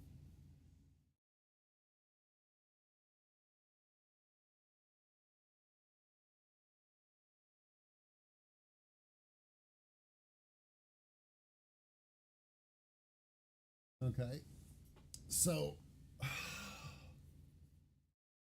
let's go ahead and get part of the the lever done. Let's do that. So all I'm going to do is I'm going to jump in here and I'm just going to use the head of this.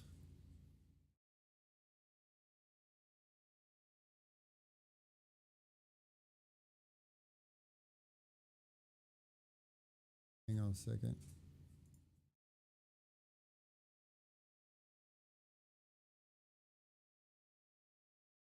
It's almost dead on.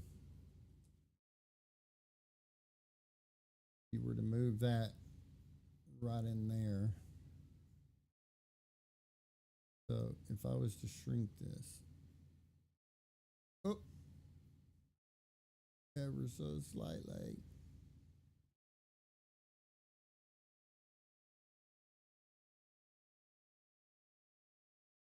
Point 0.99. 0.99 would fit.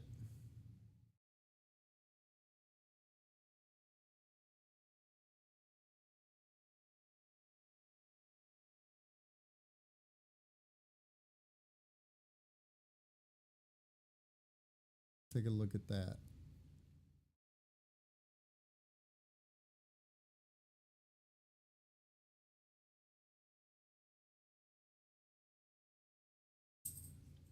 No.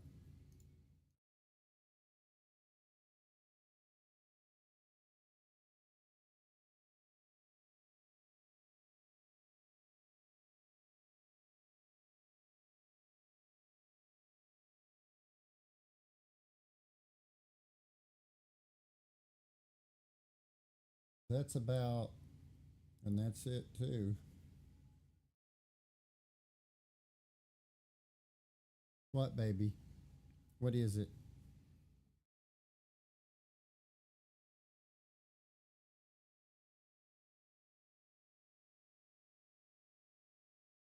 Um,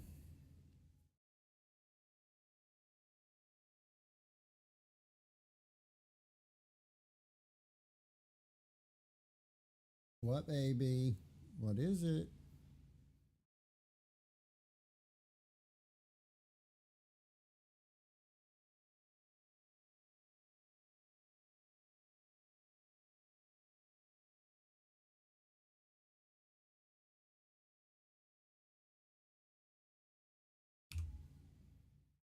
What? You're not getting anything. You were not getting anything.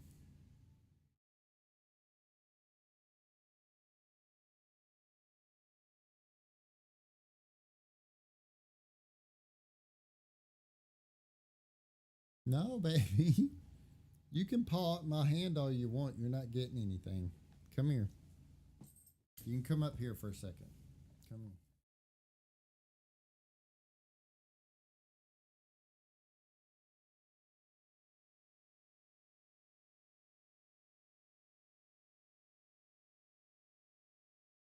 What do you think?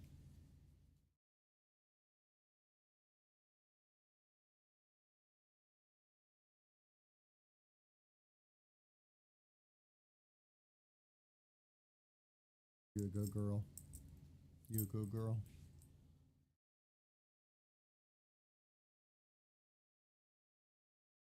All right.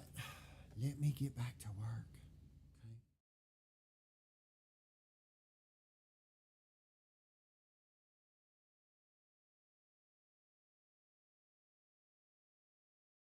Let me get back to work.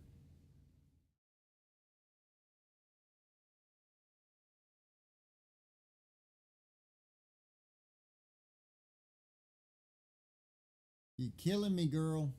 Go on now.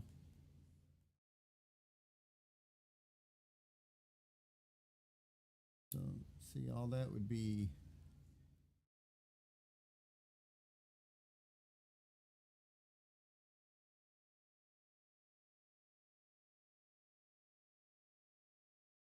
Okay. All right. Go on, girl. We did enough thinking. We got to do some doing. All right.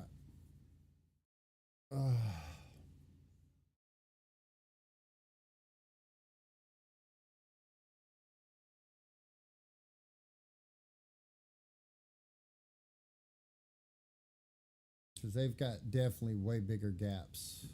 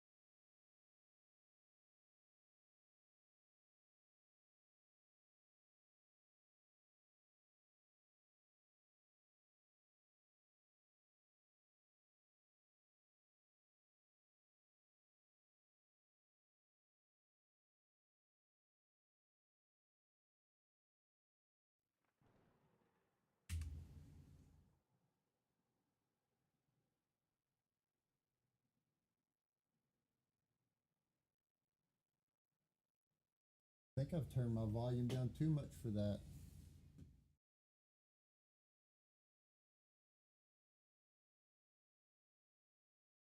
Hey, Diego, thank you for the follow, man. I appreciate it.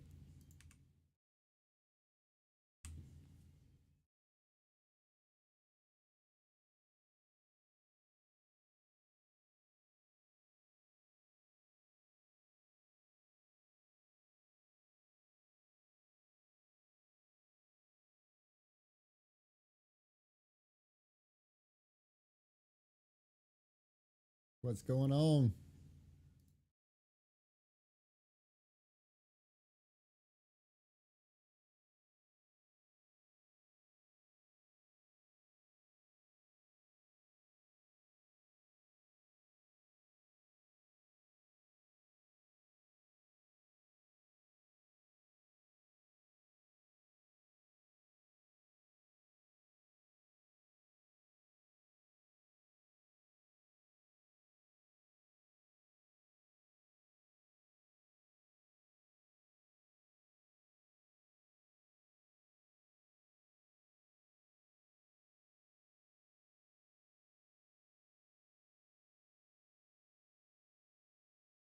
Wait, is this him playing this too?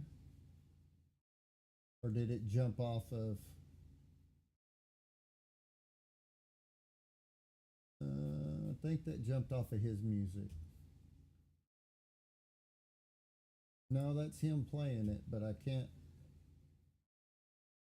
play that tour. Um,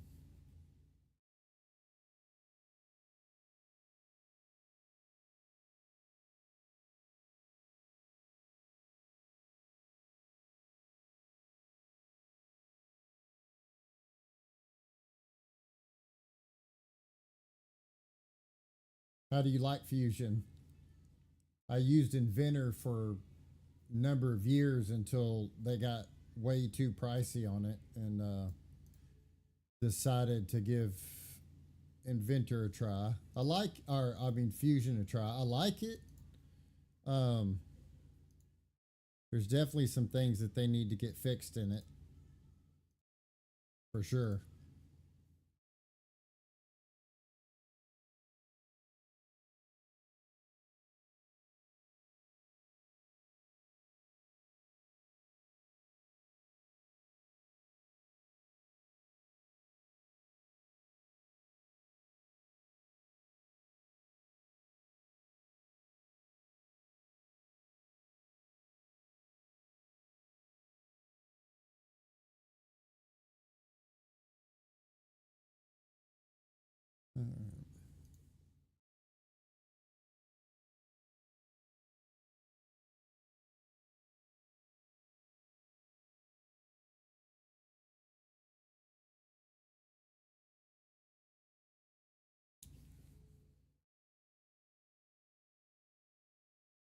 Oh, figures and stuff, or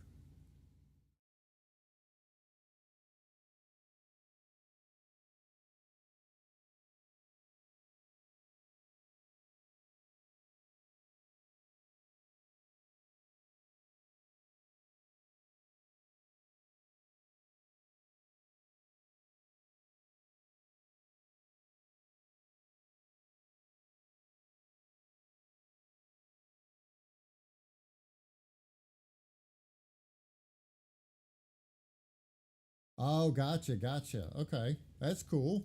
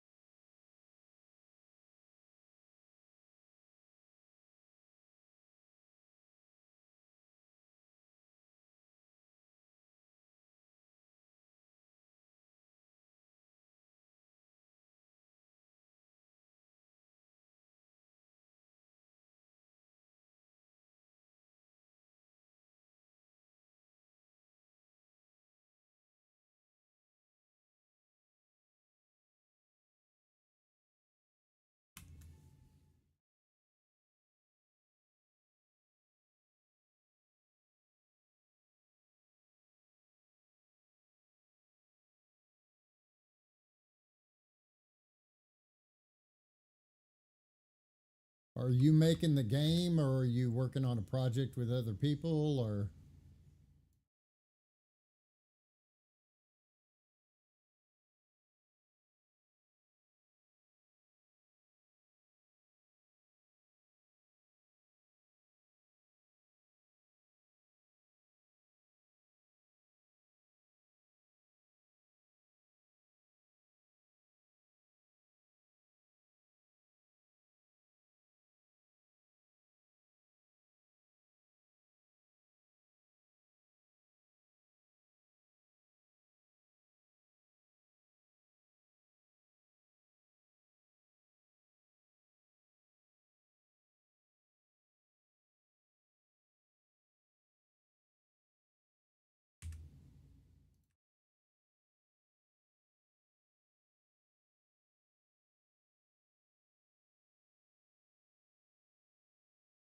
Oh, that's awesome, man.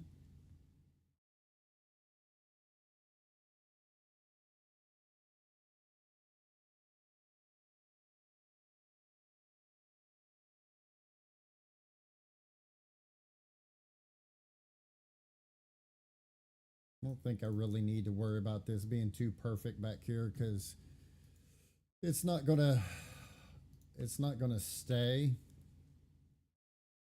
anyways. Um, get all this out of here. Offset this. 2.8. 2.8 will be fine. Um,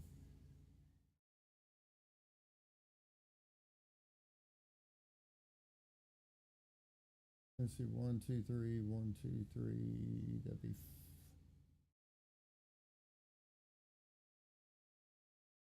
we do 3.2.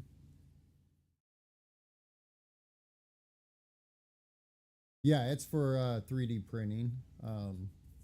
I make all kinds of different kits and stuff like that, and the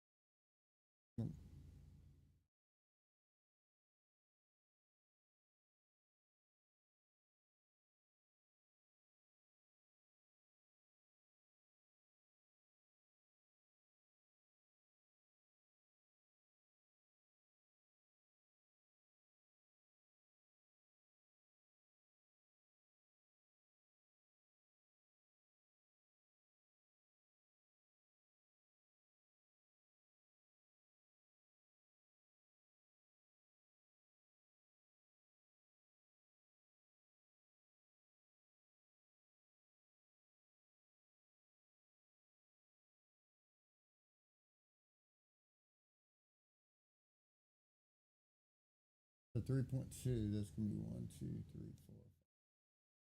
4, 8. Oh. Um.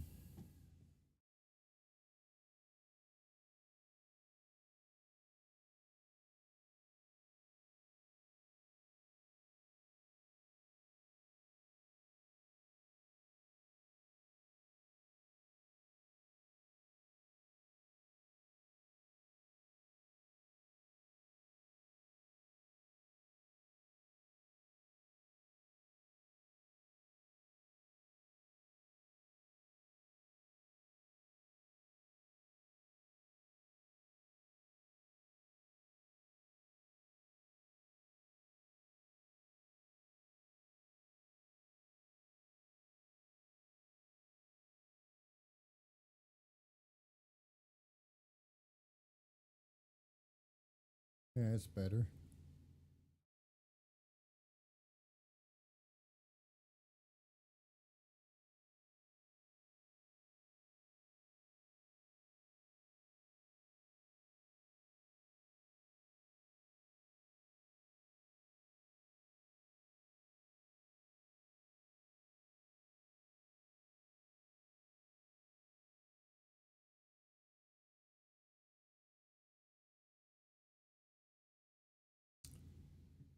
Okay, so I need. That's the only stop I need is this one. So then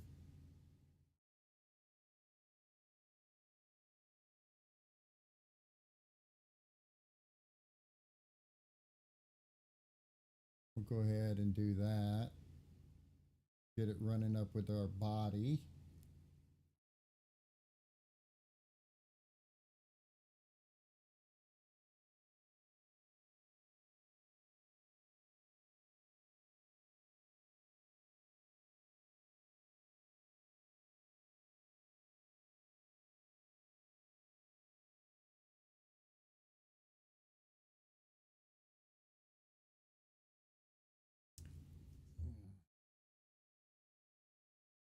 It's gonna be like that. Okay.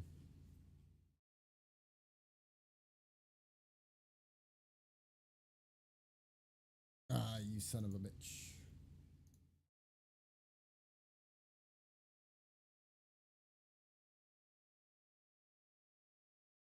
Okay.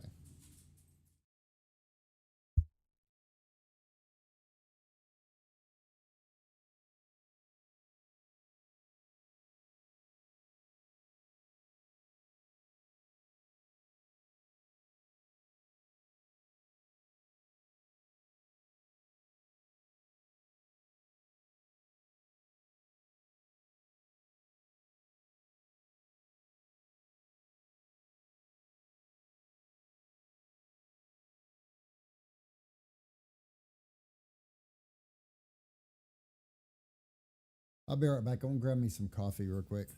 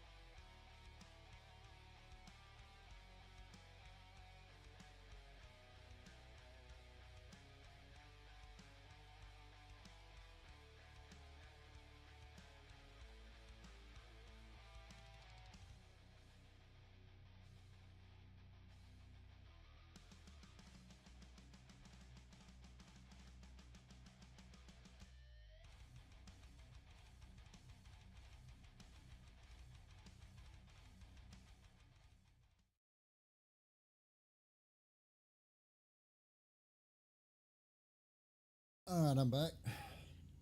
I was going to turn the printer cam on for you guys, and I turned it on and realized that I need to get off my butt and start some prints. So, hey, Michael, if you're here, by the way, I got coffee and I got donuts, and you ain't got none.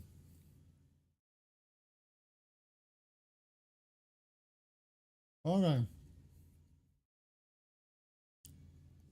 Let me save this real quick before I.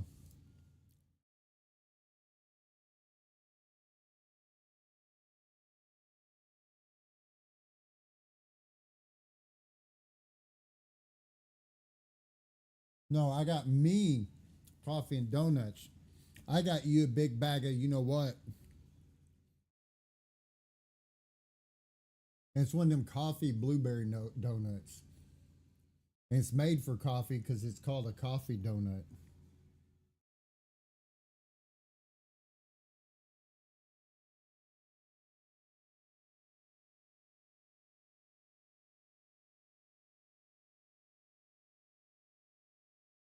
Mm.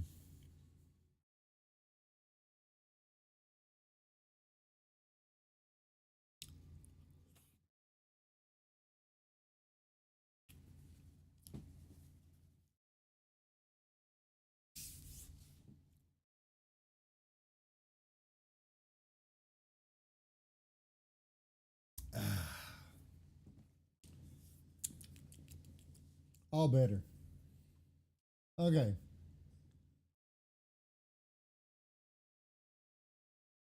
So I'm gonna guess try to recreate this hoop.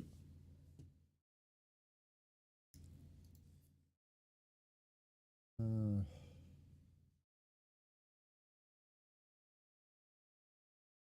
I don't really think it too much follows the same angle. I think way back here, it's ends up.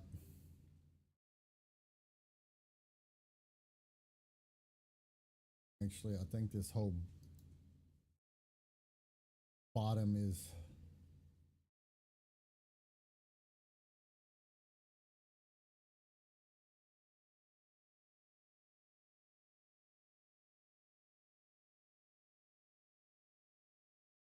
Hang on. I had a better.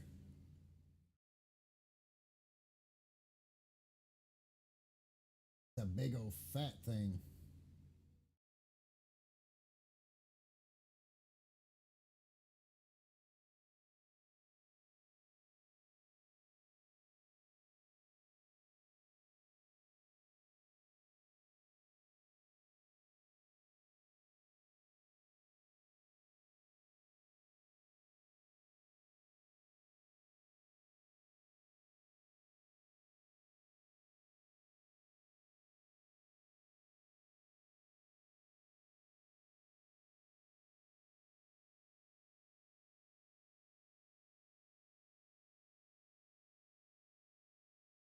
Hmm. Oh, here we go.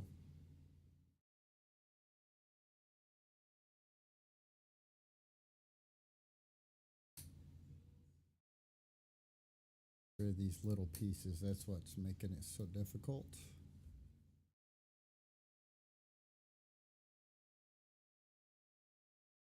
Ah.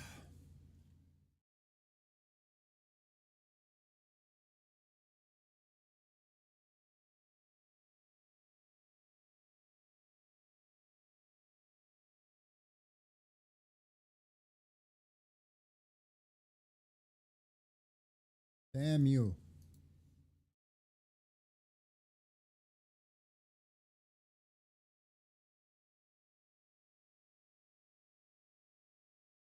What if I was to come out just a wee bit, start my curve back in,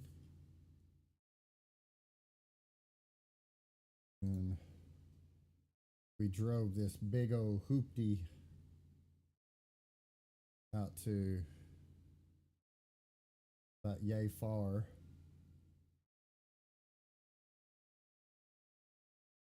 And then this went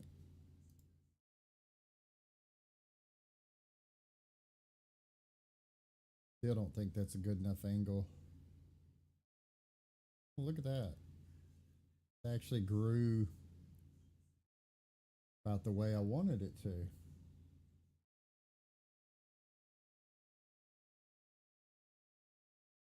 So it's got that weird, not circle, but kind of circle.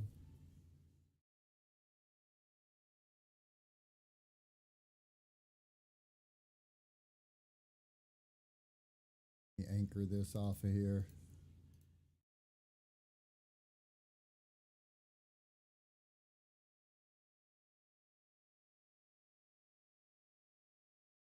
No! I know I don't have everything.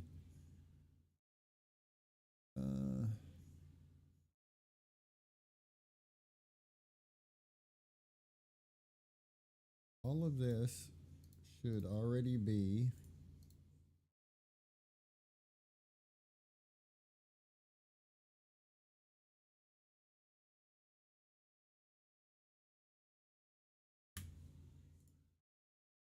all that's broken in there. I don't care about that.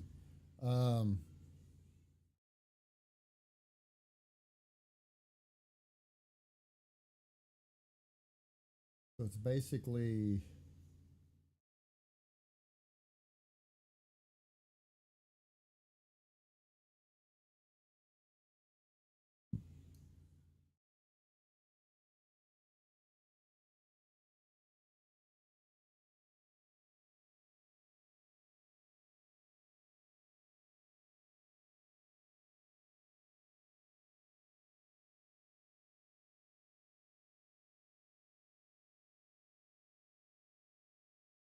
so we're going for something like that. A little something like that. So let me get rid of all of this.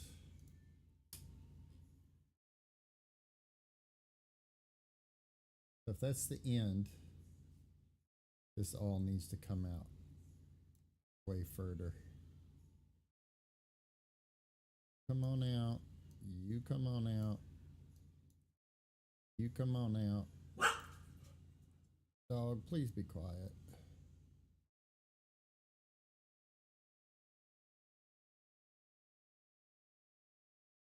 More of a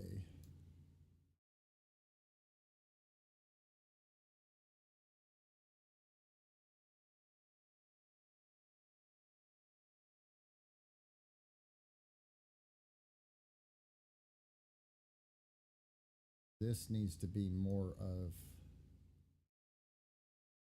angle.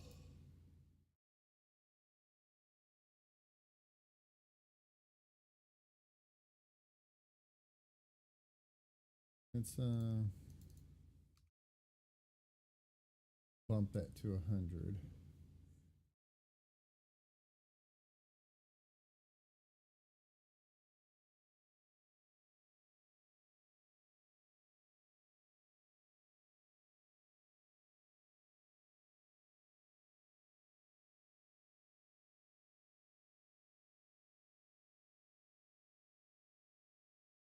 So what do we got inside of here? It's not very much.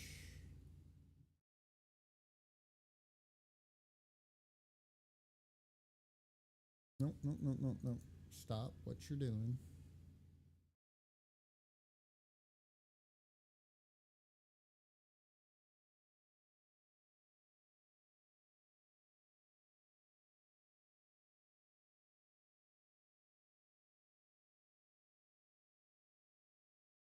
You just need a bigger booty.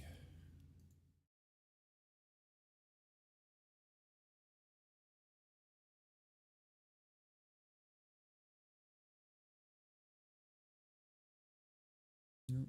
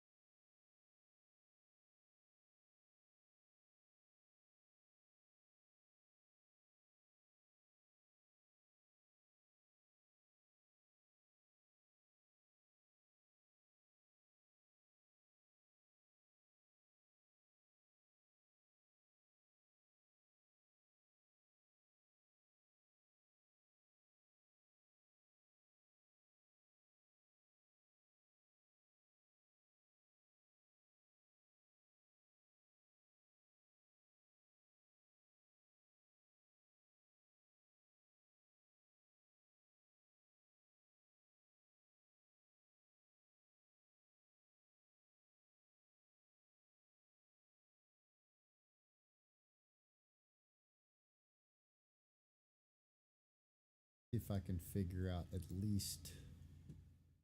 No, it's off kilter for the perspective.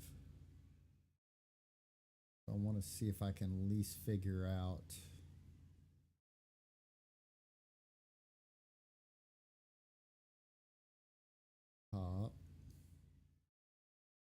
What I got going on here.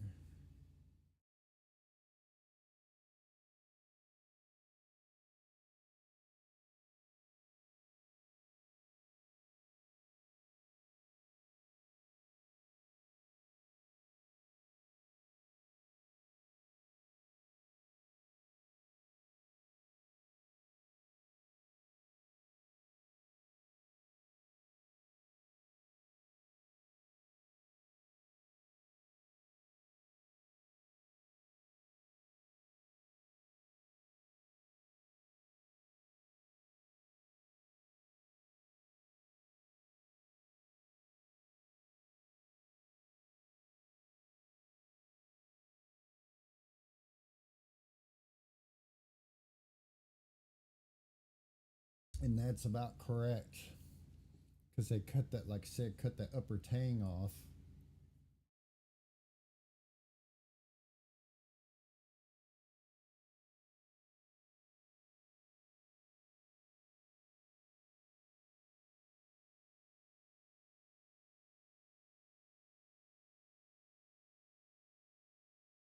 So when perspective is brought back flat, this comes closer, which brings it will make it come out.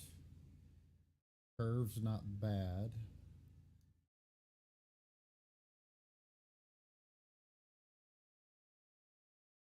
That curve is not bad.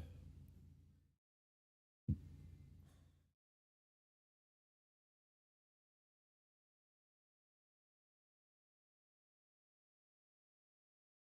going to say that that's not bad.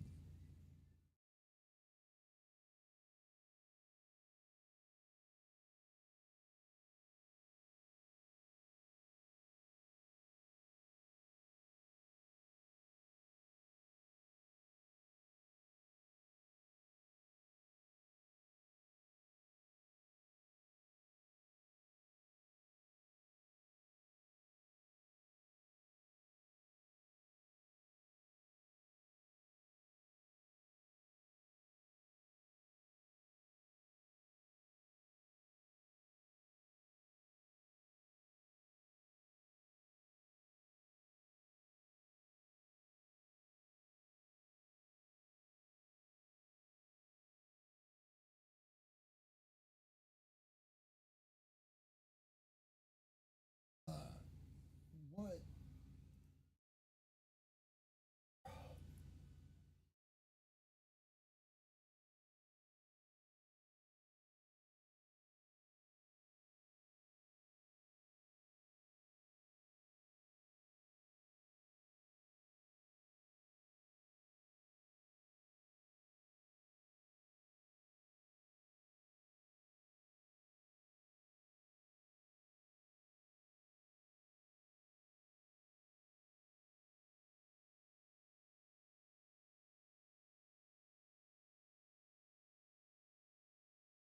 Ooh.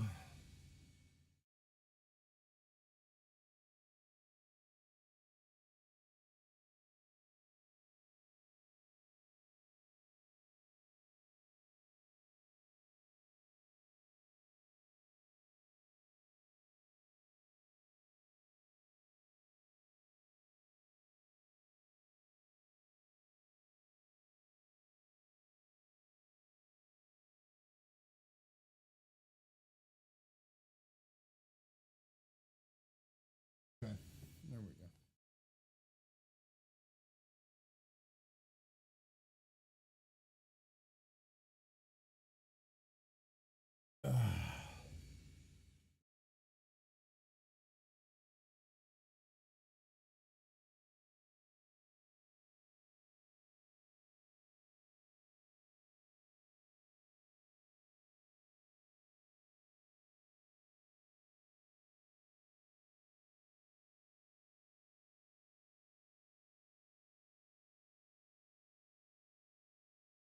You can deal with that.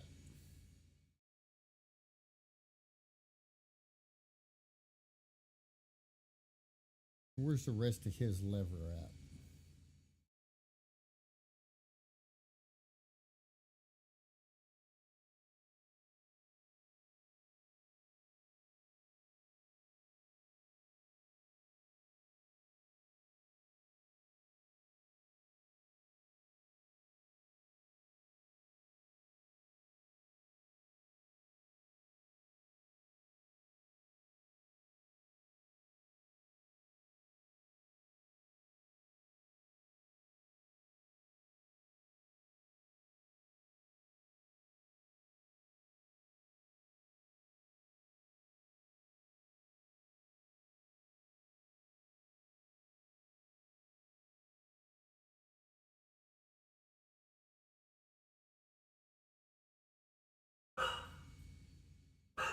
Oh, my dog. Hold on a second.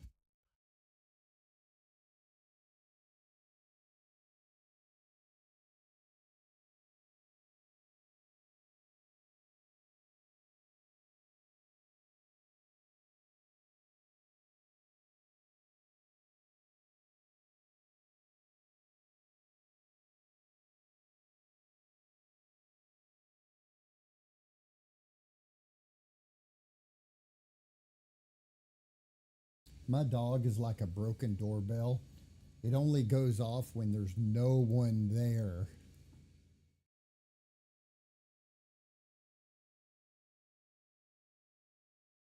Yeah, I'll probably redo all this part of this as well. He did a good job on modeling the lever, though. Um,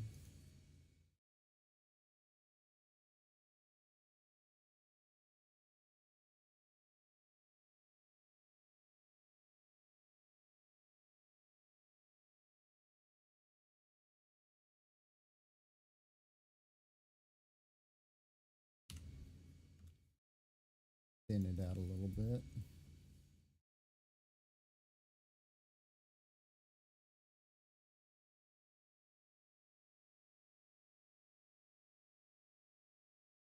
Um,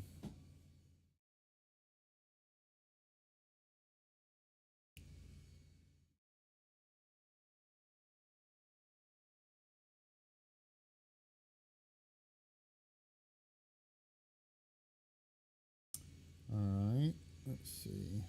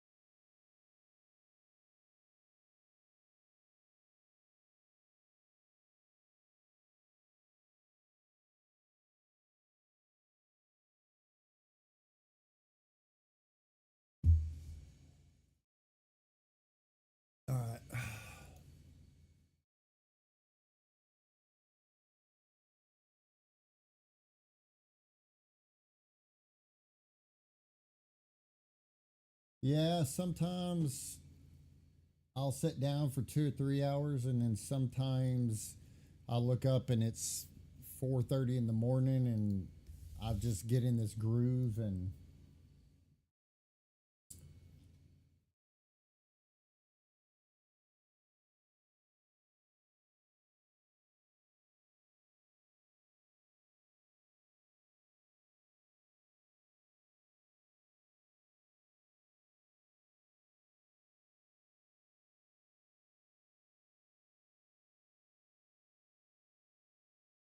Steph needs to.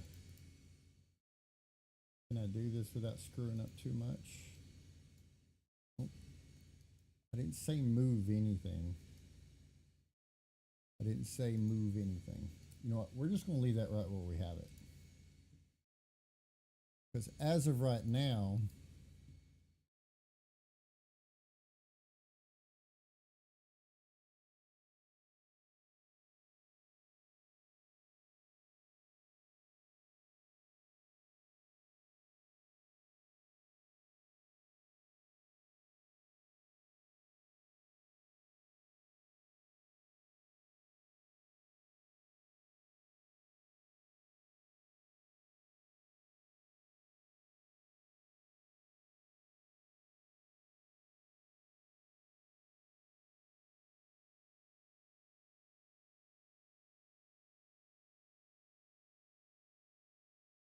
all that looks good.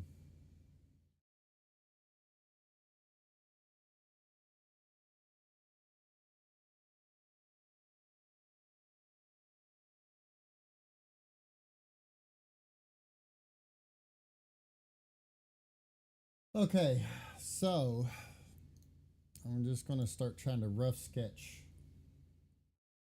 um, this grip.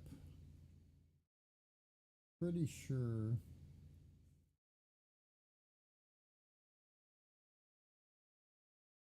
what I'm going to do is I'm going to use the top lines.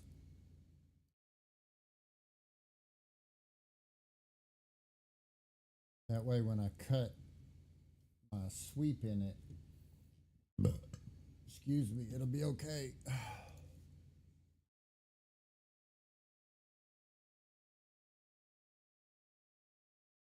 Uh,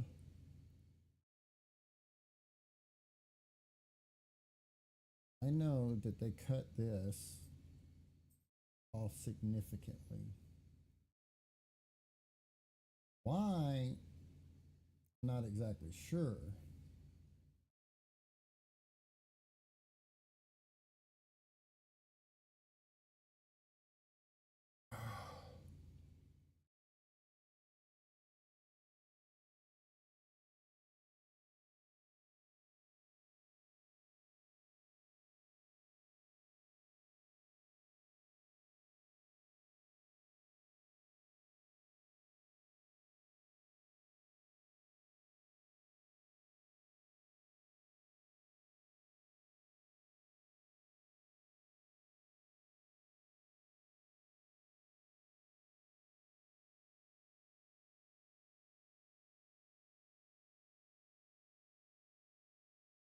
Going to do all of this in sharp angles, and then we'll straighten it all out.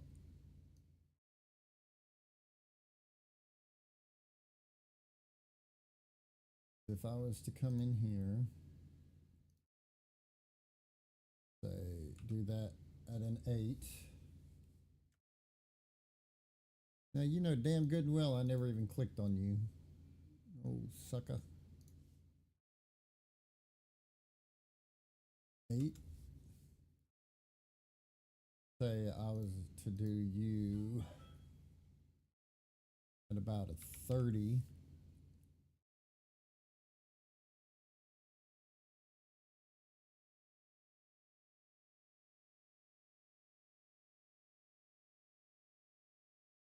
Still think this needs a bigger gap. Just needs to be bigger. Stop moving.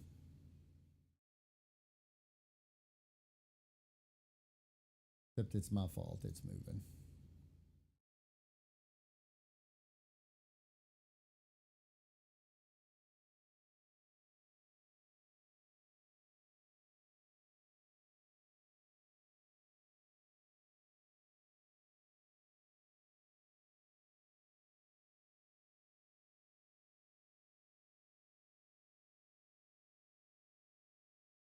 I took that.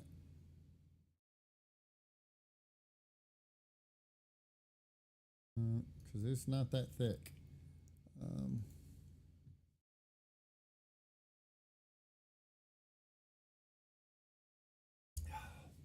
Yeah, it's a couple hours before Michael gets up as well. I'd have a normal schedule in my life if I could like go to sleep when I went and laid down, but I can't do that. And it just it I don't know. My brain doesn't stop on time.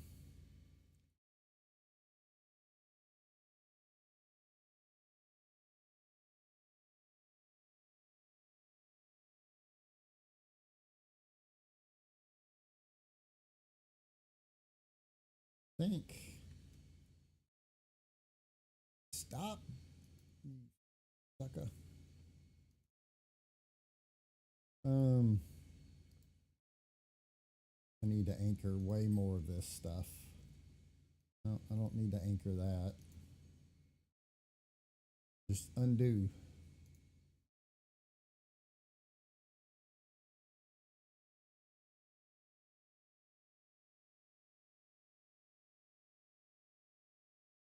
You say it's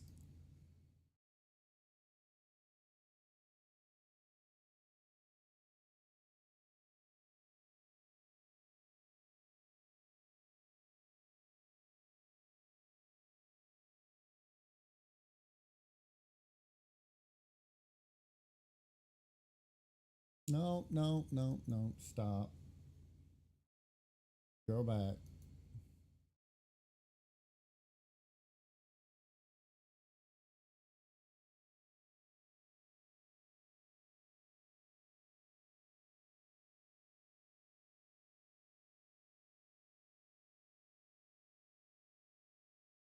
'Not a sharp enough curve back there.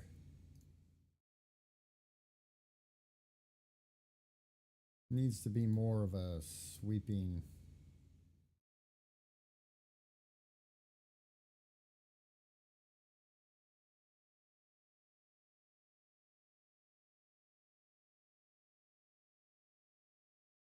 Like that.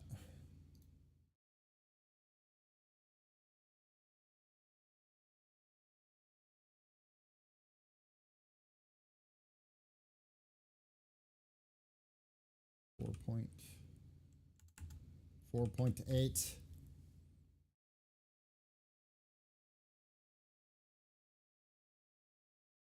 Shut up. Quit your complaining.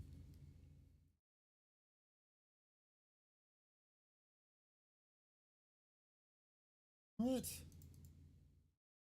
Okay, okay. What are you whining about now? Finish.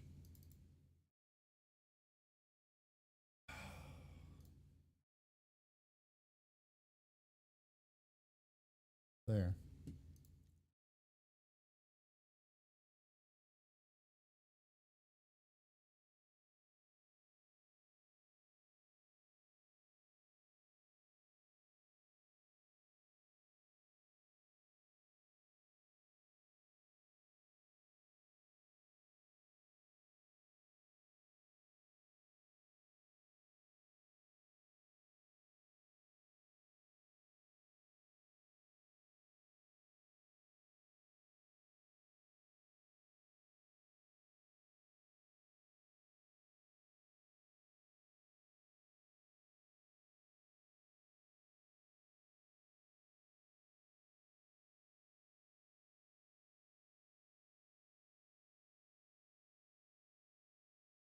It actually starts curving. No, uh, uh.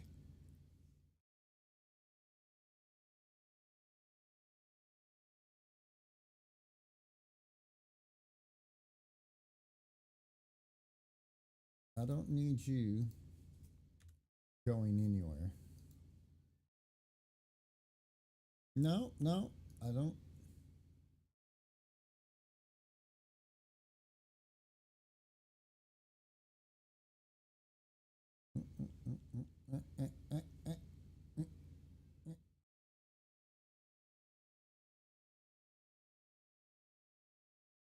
You're going to try to move on me. I know you are.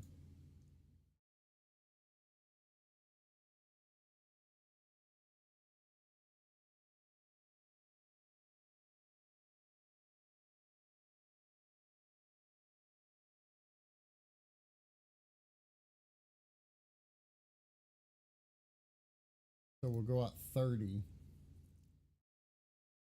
And thank God it stays flat going back and it doesn't have like a bulbous butt on it or anything. Not that there's anything wrong with a bulbous butt. I just don't want to have to deal with a bulbous butt right now.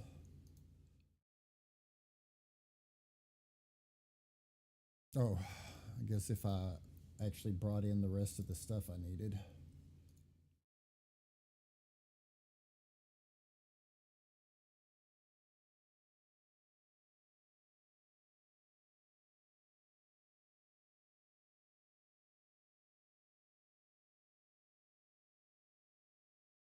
Wait, I already forgot what I said. 30, I think, is what I said. 30.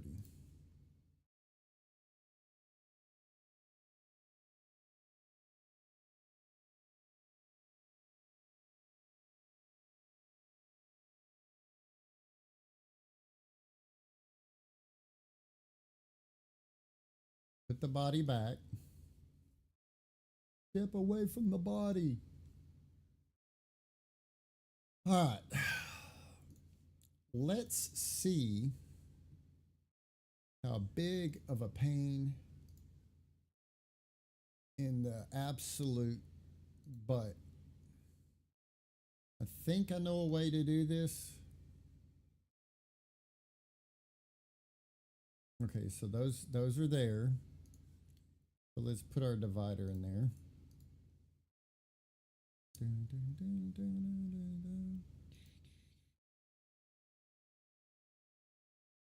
Um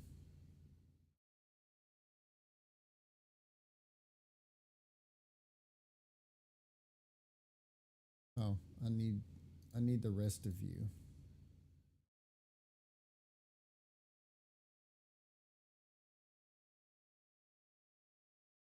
I need you go bye-bye. As little in here as I can have, the better. Okay. Let's just, for shits and giggles, go. We want to go here. I want to use you as a rail. Use a rail. But it will touch the profile if you give me a minute. Yeah, this isn't going to work like I thought, like I wanted. Because it won't consider these two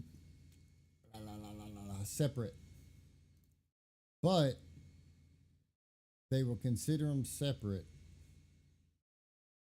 if I cheat. So I'm going to bring you in like that.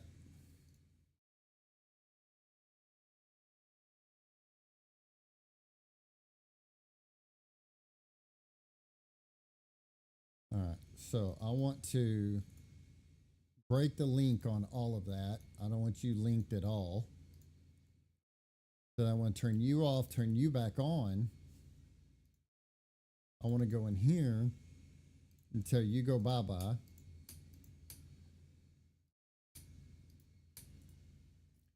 Break the link.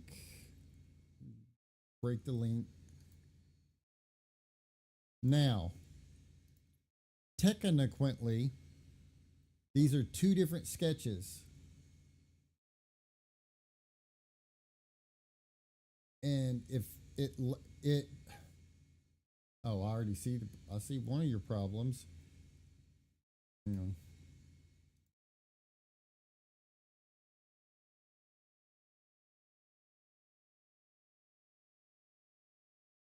Are you not joined somewhere? Where are you not joined?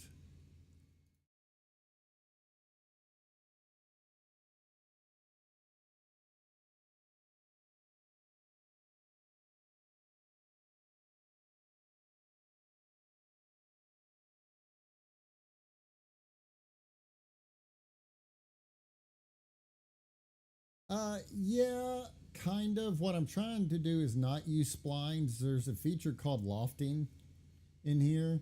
Well, it's pretty much in most software where I can go down and make multiple planes, and on each plane make a different sketch that has a slight variation to what I want the feature to be here, and variate that out.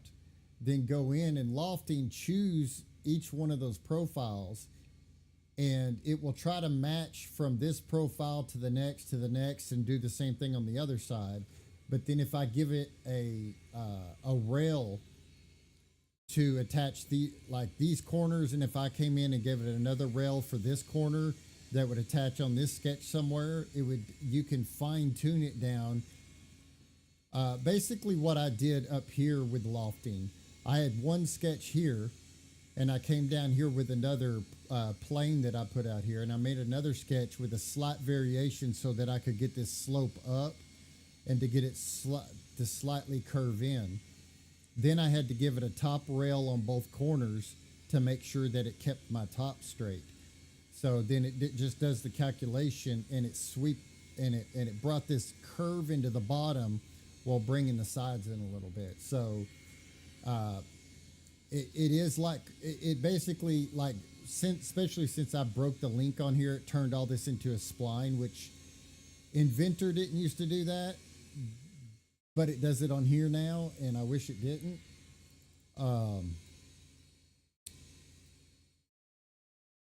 Let's see. I think where my issue is it broke, because I see two connections. Ah, I see, said the blind man. Break link.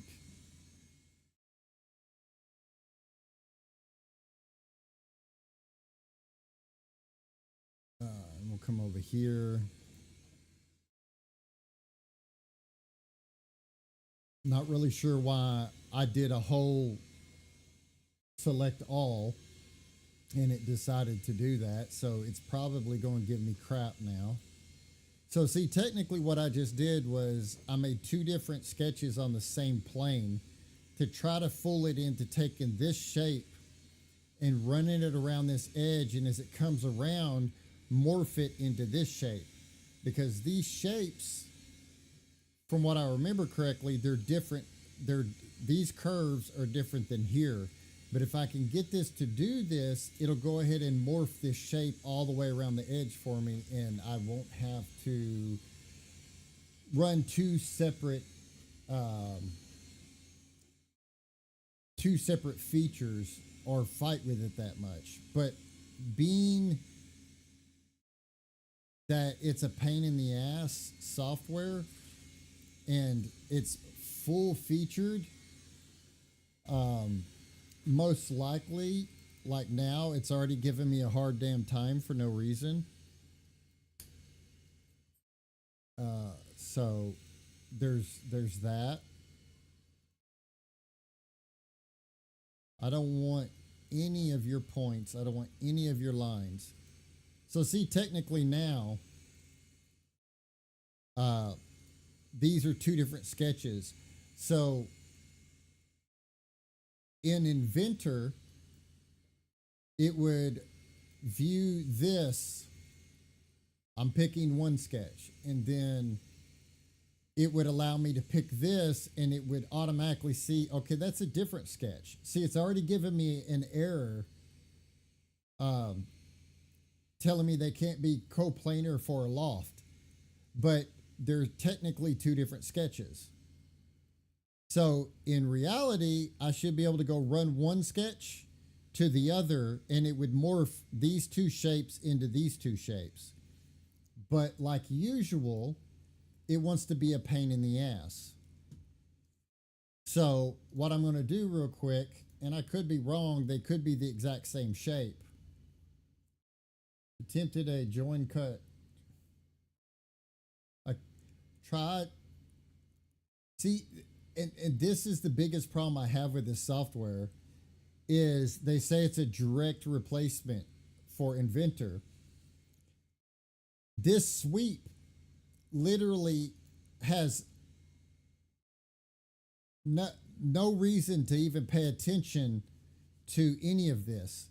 I give it a rail to follow and it should follow it without issue. Now I could probably go past it, or can I back up a little bit? No, either way it goes, it wants to tell me that it can't join, cut, or intersect, that the bodies have make sure they have a clear overlap.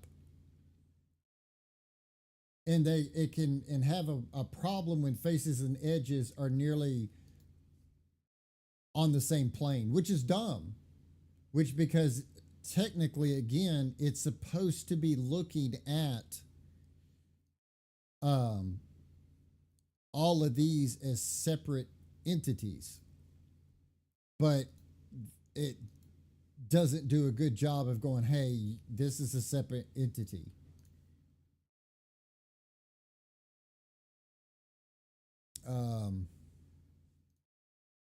So I'll try one more other thing to fool it into. And again, this is what I run into. I spend most of my time coercing the software into doing what I need it to do.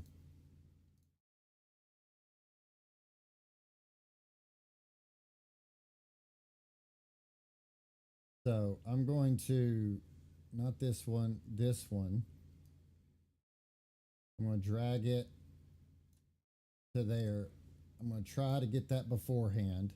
Okay, now I'm going to redefine this sketch plane and I'm going to tell it to put it on that hump that I just made. And did it? I don't know because it don't. Okay, so now these two are technically on different planes. So let's just, for giggles, see if it recognizes. No, same issue. It literally can't wrap its head around the simple fact that I'm just. So I'm going to come here. It wants to throw a fit about that curve right there, even though there's not a reason for it to throw a fit about that curve. So I'm going to try lofting again. Now, see, lofting, it's done this weird crap because it doesn't know what to do. So I try to give it a rail, and it's going to say the selected rails do not touch all of the profiles. Well, it's correct. It doesn't touch all the profiles. So let me go in here and actually, you know what? I don't even want to use that sketch anymore. I'll just do me a new sketch because all I'm going to use it for is to project where that plane, that sketch I just did intersects that body. So it gives me a center line all the way around. And that technically is touching all of the places it needs to touch. And the reason I wanted to try a loft to begin with was because of this sharp corner. With a loft, it will calculate, shrink, and bring the curve back out. It'll morph it, supposedly. The selected rails do not touch all the planes. So again, now it most definitely sure as hell does touch all of the planes.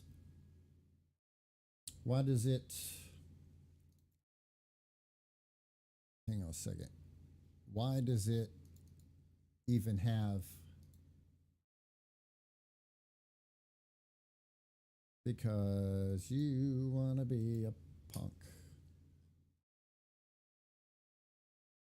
I want you to be nice and smooth.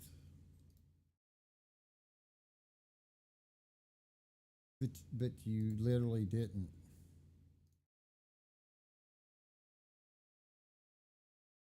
So, what are you complaining about now? Okay, anyways, I want to move this sketch. Come on, go past that. And that's another problem. Okay, whatever. So I want to loft these. It's going to tell me that my guide rail. Let me.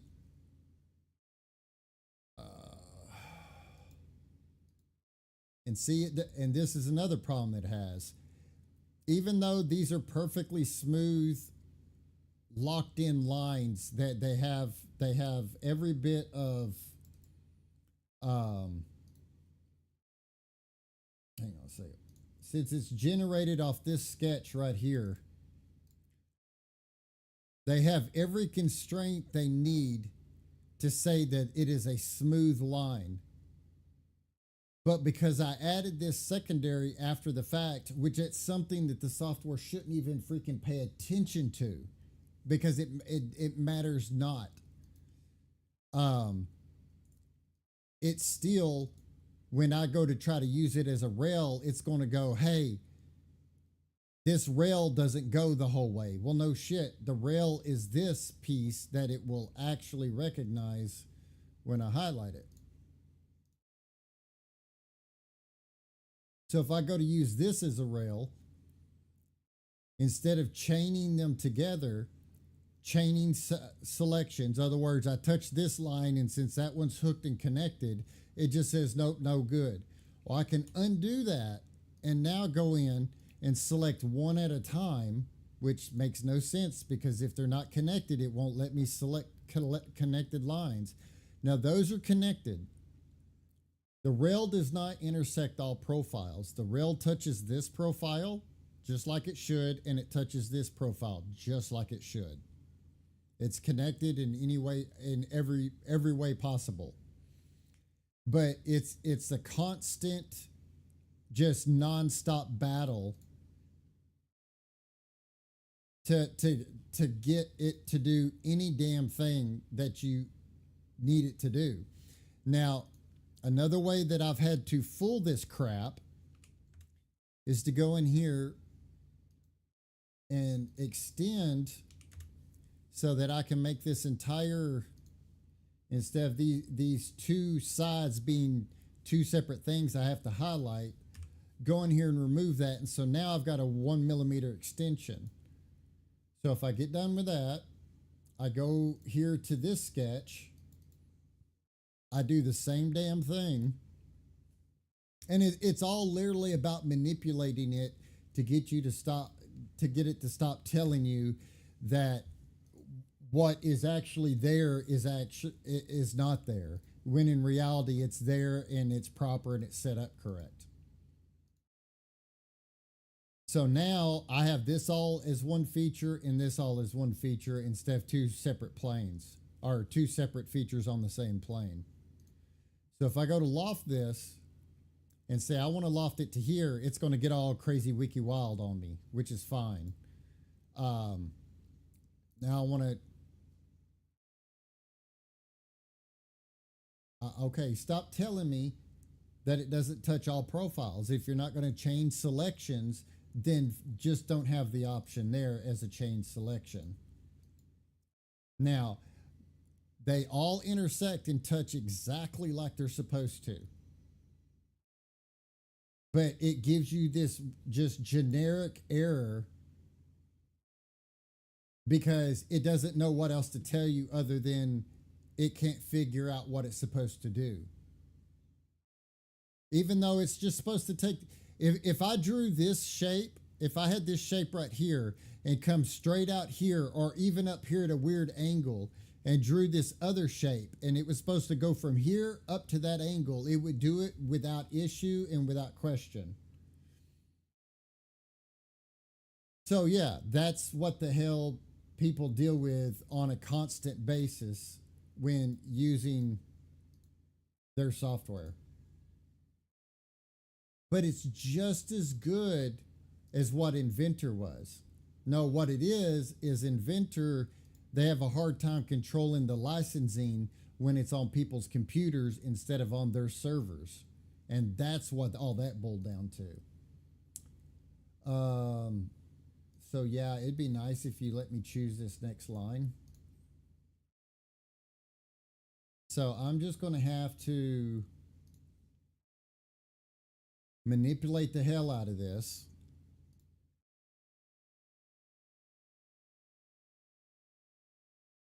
And try to do this in 2 different sweeps. No, no, no.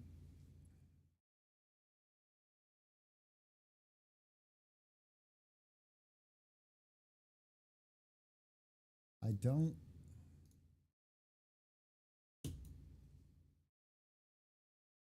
And don't chain.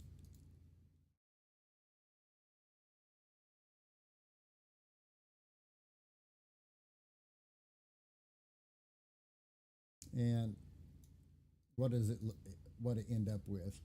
It ended up with one hell of an ugly butt. I wonder if on this one, if I can just coax it around that next curve. Okay, if you'll do that, will you go around that one? Oh, wait, if you'll do that one, will you go around that one? If you'll do that, let me choose that one. What's up, kiddo?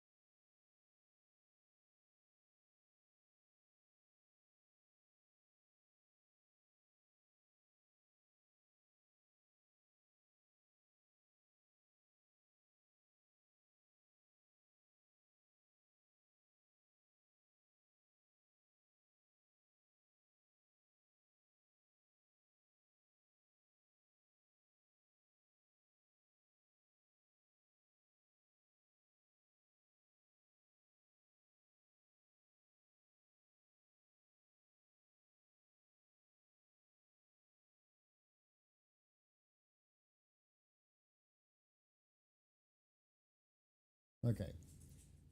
So that's the funny part. This wouldn't make this corner earlier coming from the top around. But now that I got here and it's no longer a non-issue, it won't let me select my next line. Now, if I just wanted to drive it on through there, it'd allow me to drive it on, around, or whatever. So if I do that, unfortunately, that's taking it down too far. So let me go to there. Sweep would intersect itself. Shut up. Let me turn this sketch back on. Let me turn that sketch on.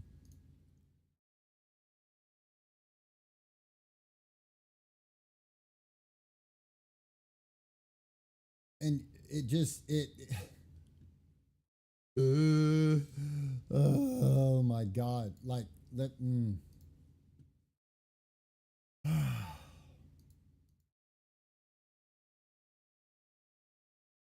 those are perfectly smooth collinear lines.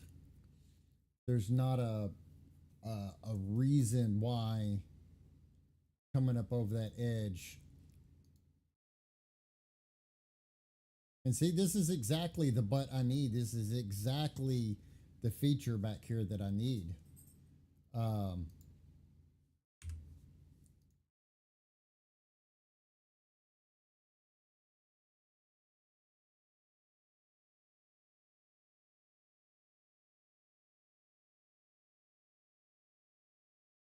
see, I don't need to stop it there because there's no way that's going to meet up correctly. Let me get rid of that. And if I bring it, like, why is it just dead set on ignoring that?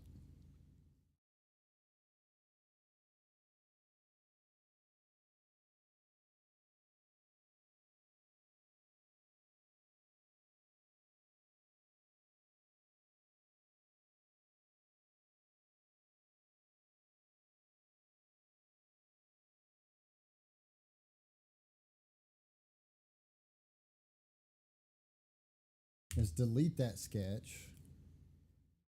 Let's come in and do another sketch. And project instead of doing the intersect.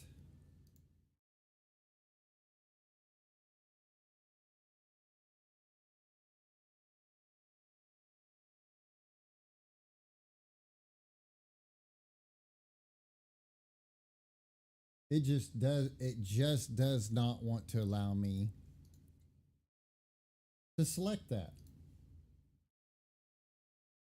When before it was this tight turn that was the issue, but I force it past it. I can select it here, but then it's like I'm hitting a brick wall. And they give you nothing else to go on, not like, hey, this is the issue. Hey, this is the problem. That, you know, it makes no sense. Am I going to get a good meetup here? I don't know. No. These little like it's about 9.5 seconds away from just pissing me off.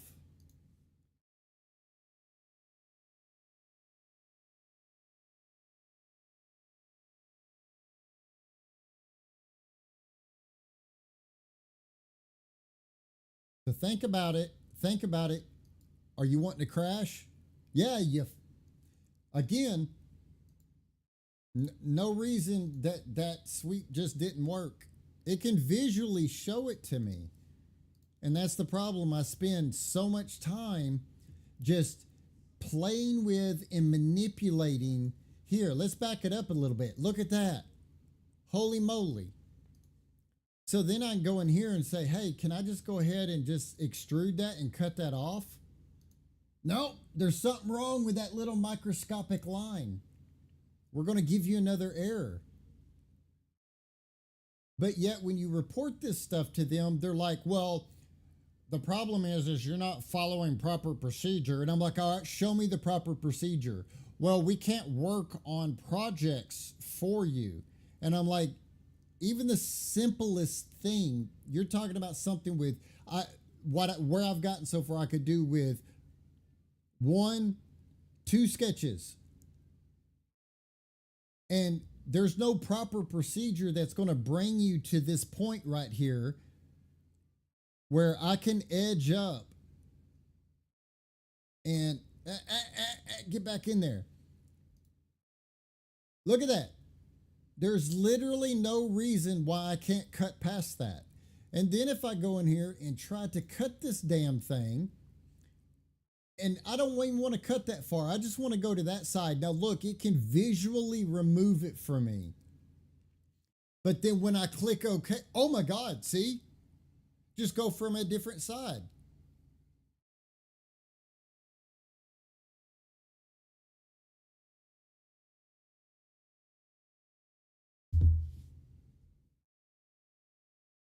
What?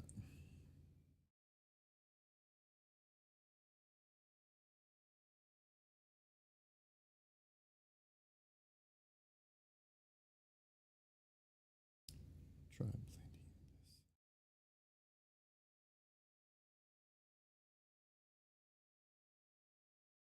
Well, but see, here's the problem with the blending in here is it will tell me there's nothing to blend.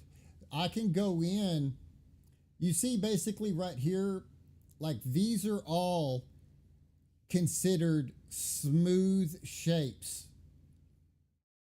without like right here, even though there's multiple faces, these are all considered smooth. Now they added that you can go in here to use the surfacing tool, and I can tell it to minimize that to where it'll turn these two into one solid one. It will still end up with that.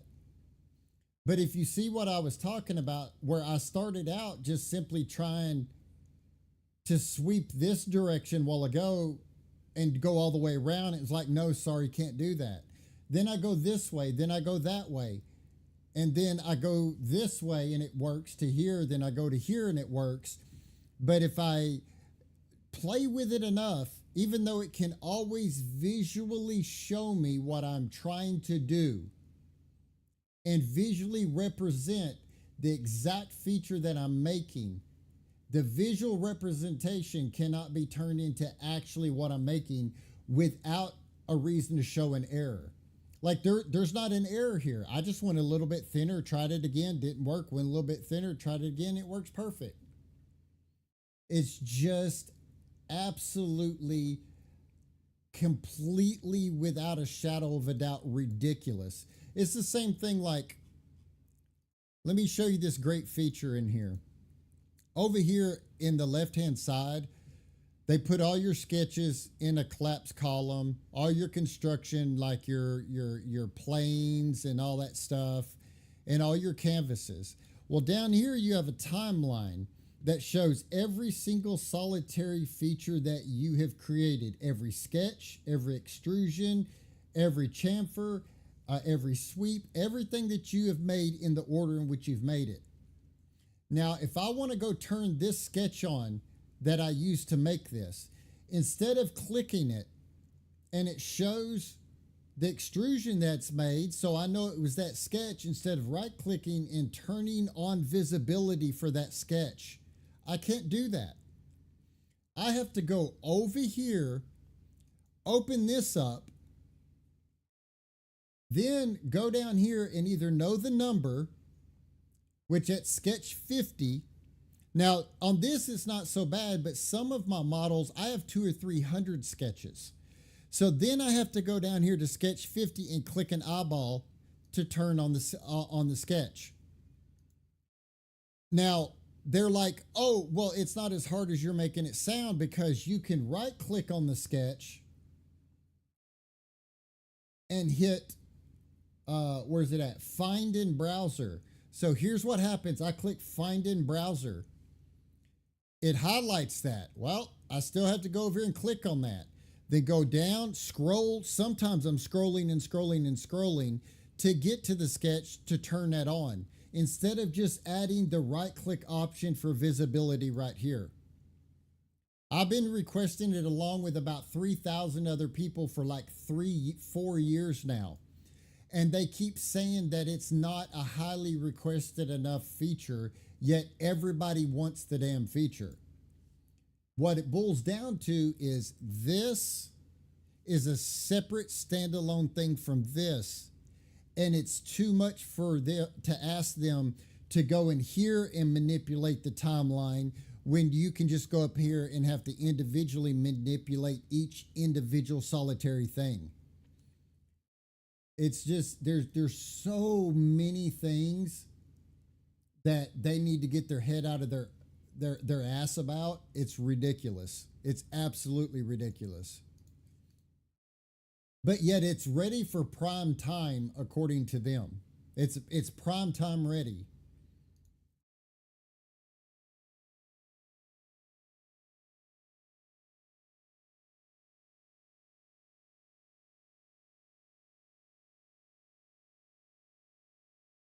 And that's exactly what they do. They fix things that literally nobody can find on the paid user forum to request them to fix.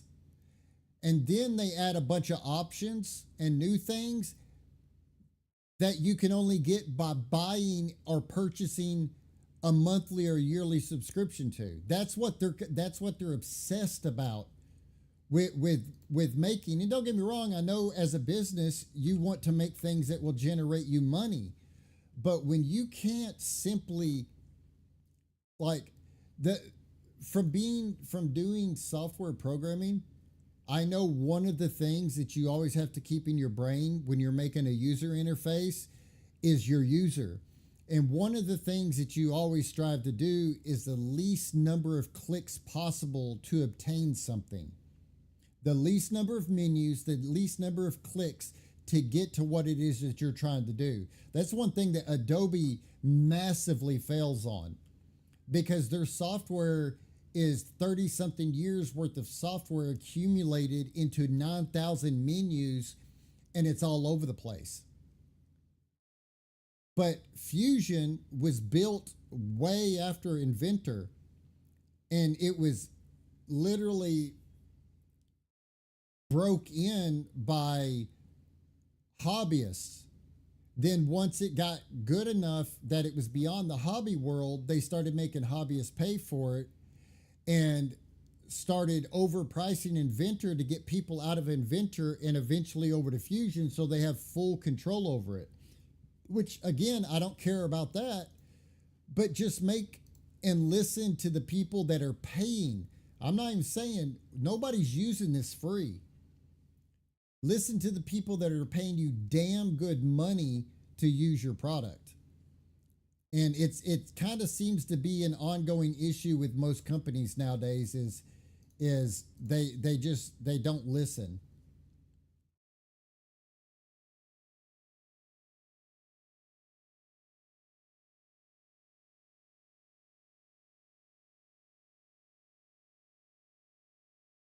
So if I put that back in there now that I'm done with my ranting, so what I need to do is I need to cut this tang down.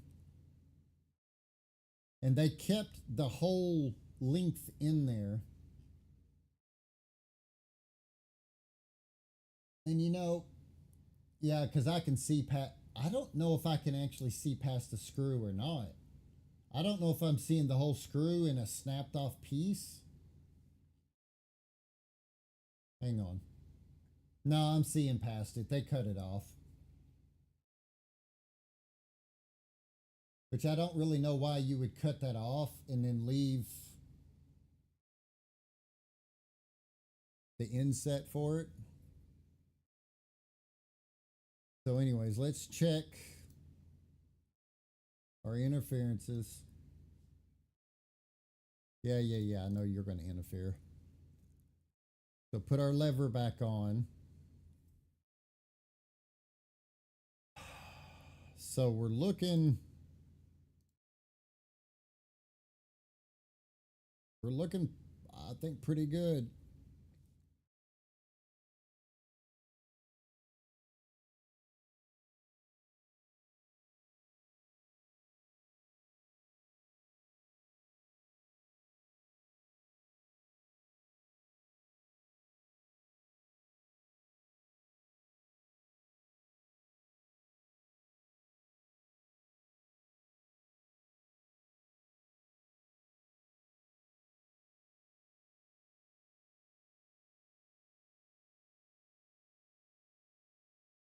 How wide is this? 13.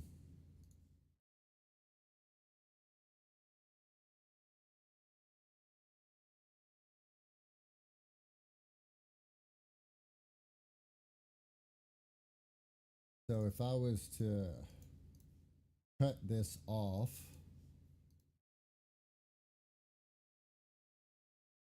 is that about what we're looking at?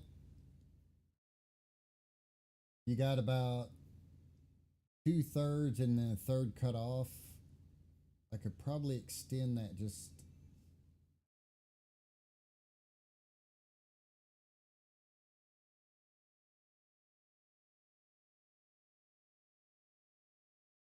See, actually, I'm just noticing now it looks like it gets here and they go to a different shape that's a much more narrow shape. That's exactly what they've done. So let me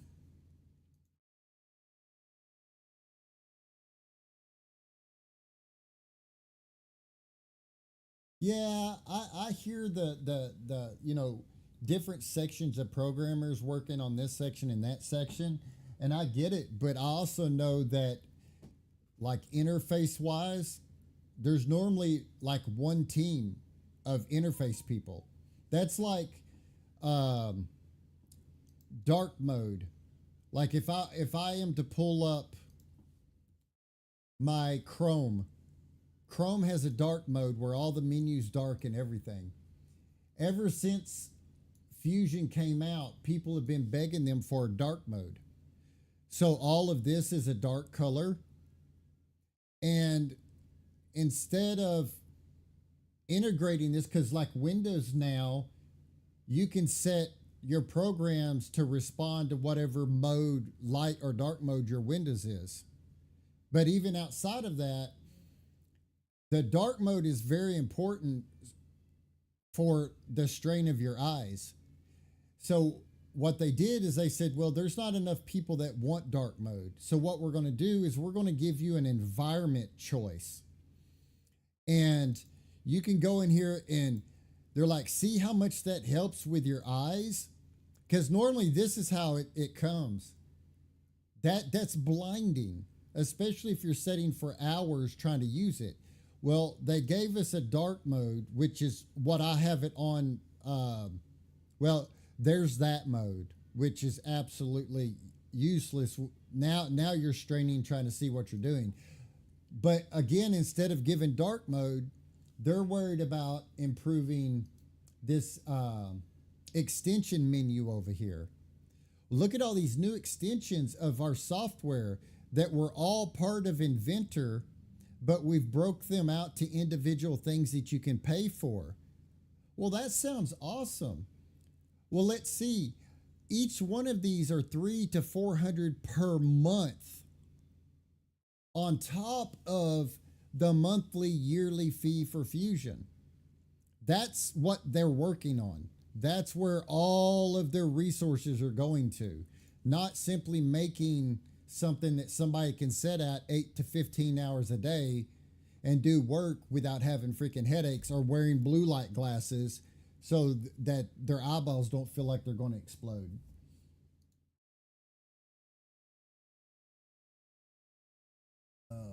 Let's see. I need to.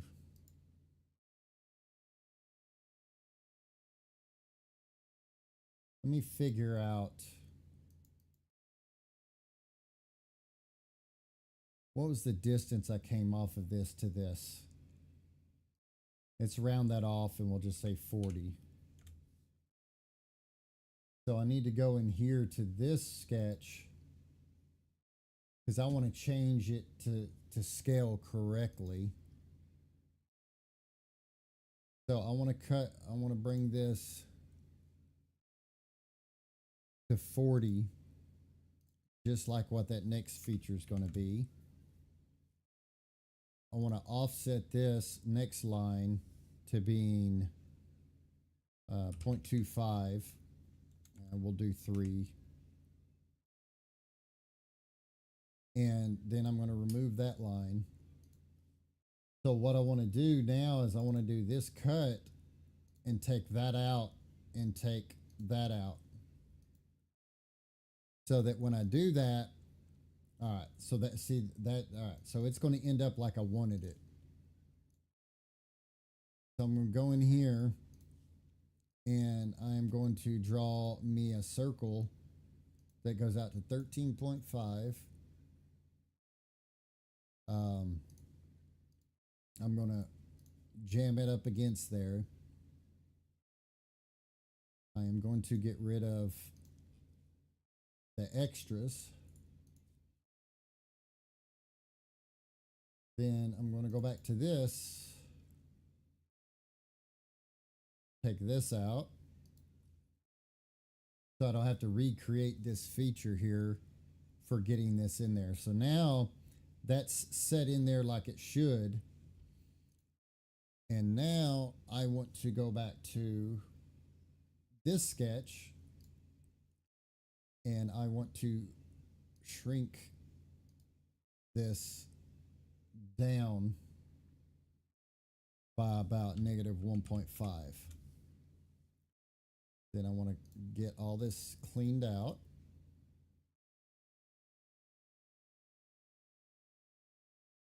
Clean all that out.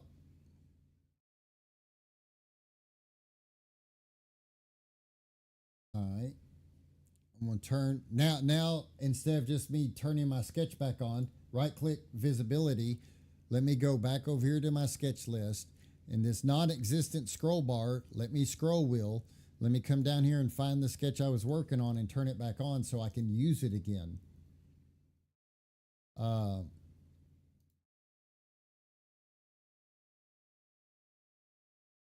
then I want to bring this up. Nope. Wait a minute. Where'd what I just draw go? What sketch is that? Oh, that's right. That's right. So sketch 56. Let me go run around and chase down a sketch that I need. Okay. So I need to do that and that as well. No, that's not what I need to do. I need this line to go to there. That's what I need. Now I need to extrude this. Sure, I go through all of it. There we go. So turn that off. So that's kind of what I'm looking at. It almost kind of looks like they go to this weird point.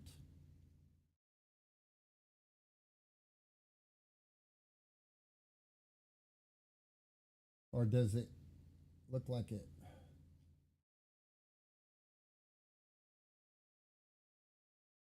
No, that's pretty much.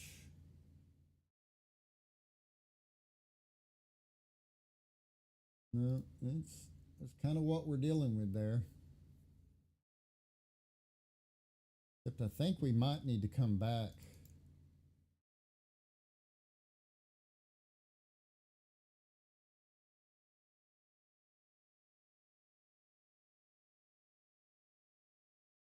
Yeah, that makes sense. Jackass.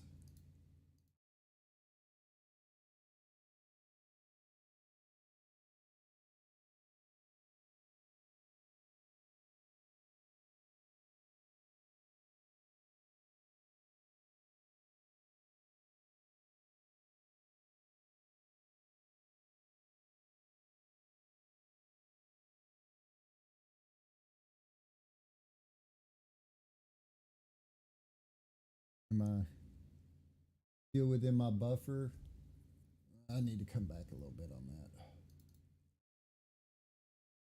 Should be 41.7. There we go. All right. So we got the top feature of the handle. We need to come through. Now the bottom of this looks like, well, that I need to find a view that's not a resin cast, because it cuts all the way through. I had more of the bottom. So it looks like maybe they did the same thing. They did a full cutout for the tang, and then the last bit is a little bit more narrow coming out. So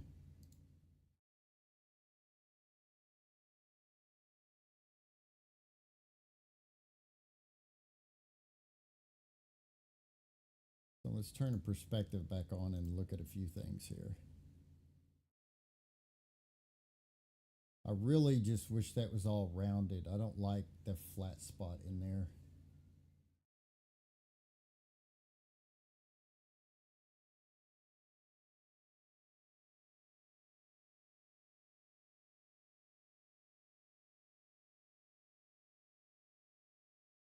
What's the best way?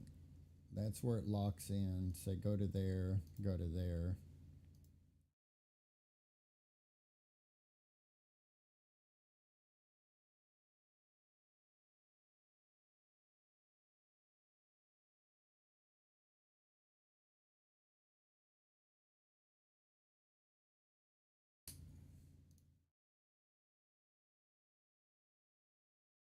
take that off, take that off. Want to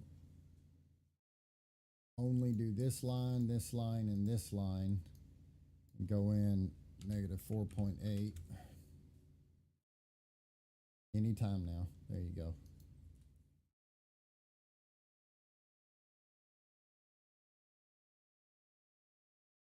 Yeah, that's better. Except you're a piece of crap. I don't need the whole center. All right. So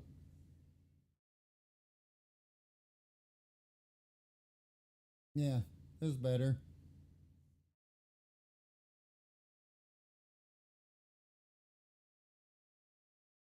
Much better.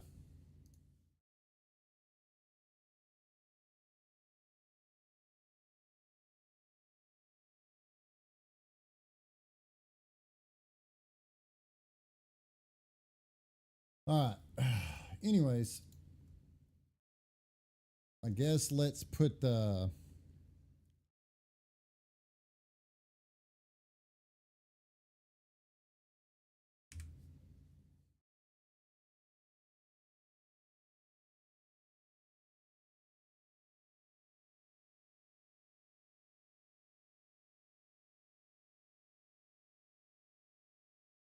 remove all my old volcanic stuff.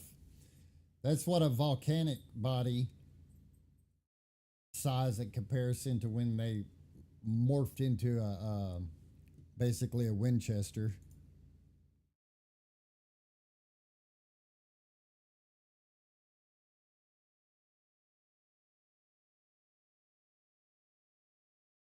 I don't need any of this in here.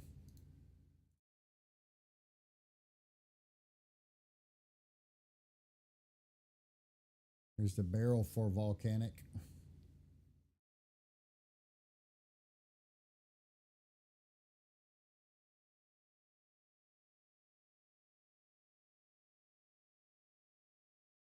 I'll probably leave the springs in here because I'm going to need them.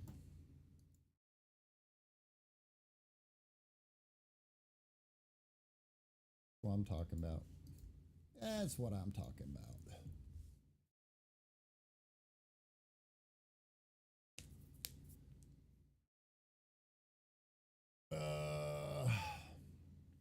Okay. So let me scroll my little micro scroll whip thing up here. So I can collapse all that. Let me turn the grip off. Start me a sketch there. Project that. Off. Do a chain offset by 0.3. Turn the body off. Turn the grip back on.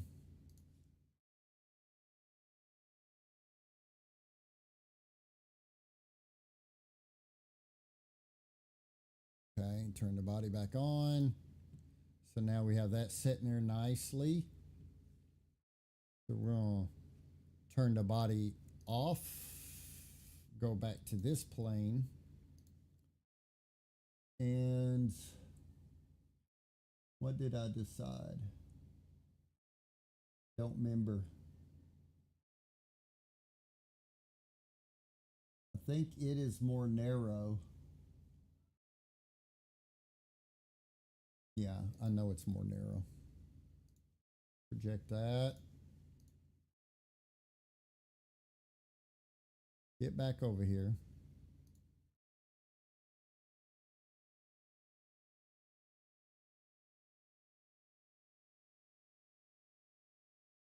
We're going to go ahead, do me a center line.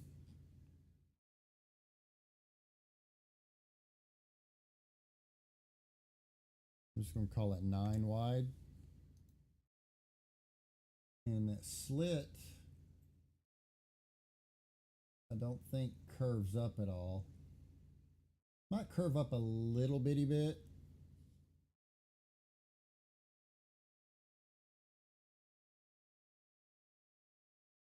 Turn the body back on. So there we go. And now I still need to put the hole going down through the body. I can see the hole popping out right about there. Let me do a sketch here.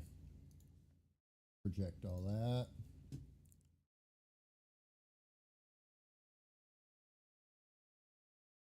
Get my center line back again here.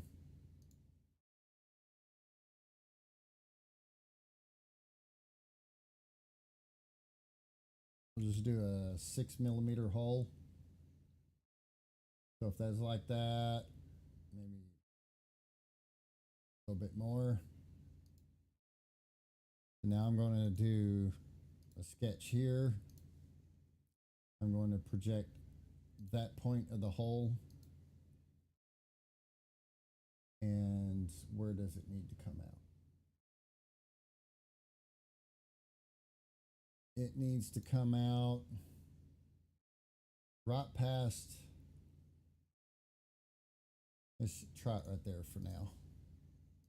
Now I'm going to sweep this hole along this path and be done with it. All right, I want to go to a bigger hole. I want to go to a 7mm hole.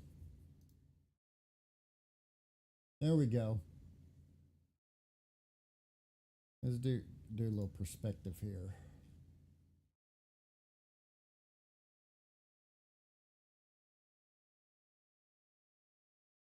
Cut the body off the same way it is there.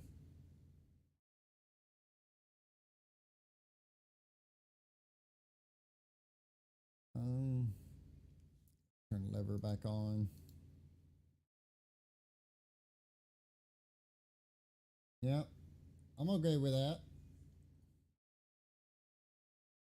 I am okay with that. So, make this a little bit easier.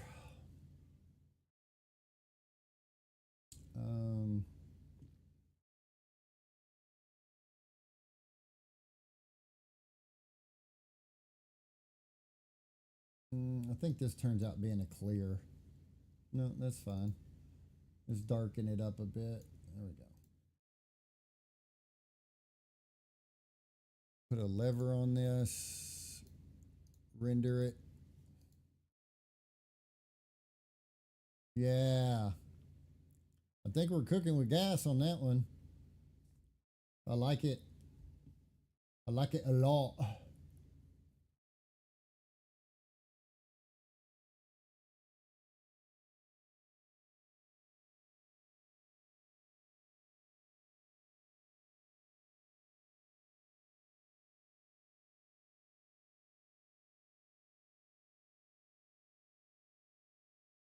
Well, thank you. I appreciate that. But what do you think of the model, Michael?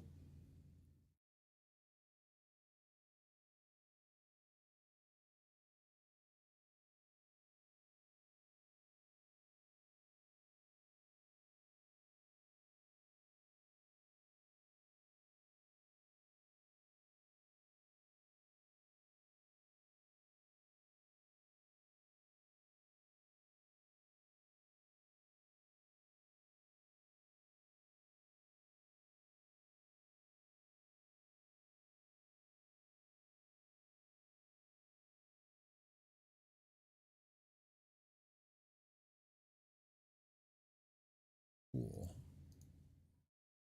Work it. Let's go in here and turn this off. Turn this off. Turn the screw off. Turn the bullet off. Okay. Go in here and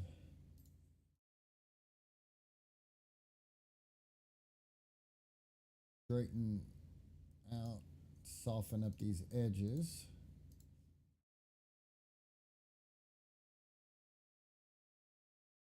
Could not be created. Okay, show me the area of problem.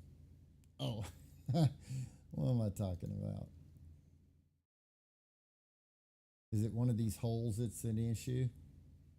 Yeah, it was the hole. That's all you had to say was it was the hole. That's it. I mean, you just had to simply go, hey, it's the hole that's the problem. I know you don't like.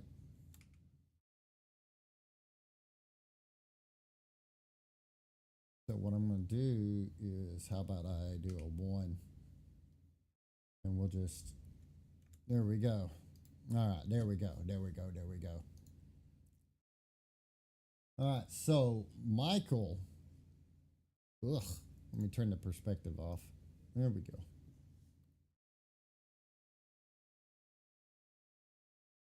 So this is where I'm going to draw you a border and send you a bunch of pictures, and then I'm going to forget about it and let you have to dick around with it. Does that sound good? I mean, it sounds awesome, perfect to me. You forget I know where you live.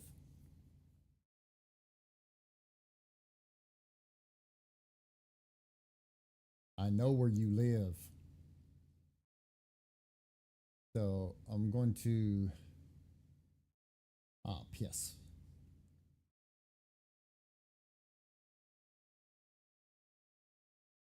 I should have drew this sketch before I cut everything out. Actually, you know what? I can go scrolling through my long list of sketches and find a specific one that might be useful. Oh, there we go. That is useful. So I want to go ahead and project some lines here because I am going to give you a border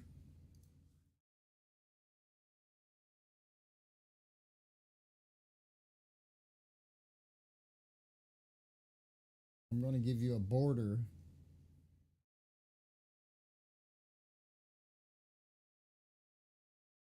6.5.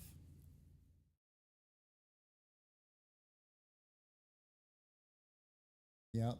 So I'm going to split this big body using that profile. And now that that's split, it looks like, let me, hey, bub.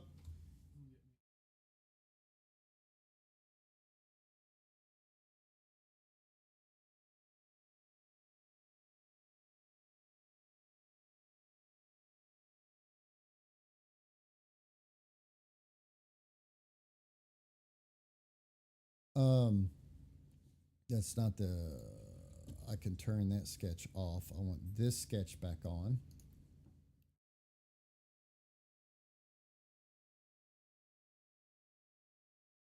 I want to come back in here to this sketch and I want to offset. I can't offset that.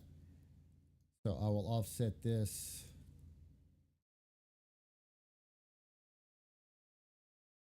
The first line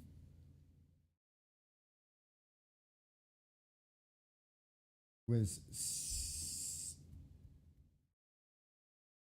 6.5, and then I want about a 6.6 in there, so go to 7.1. No, negative. Then I want to do it again.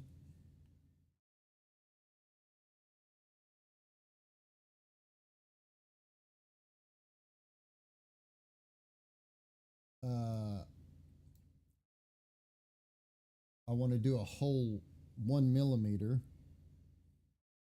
So negative 8.1. What?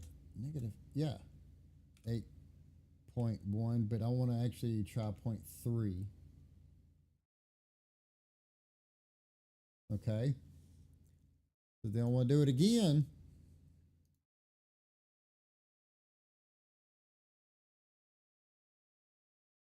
Can I please? Am I like not clicking the right button? There we go. So 8.3 And I did a 0.6, so that's going to be 8.9. Negative 8.9. All right.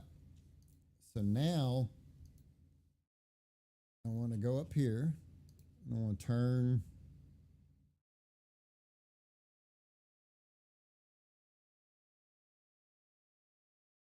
I want to finish that. Finish him. I want to split this body using this second line. Then I want to split this body using the third line. Then I want to split this body using the fourth line. So now what I have is I have a bunch of individual sliced up bodies here. So what I want to do is find, okay, body 14. I want to go in here and I want to see if it will allow me to pull without giving me too much of a headache here.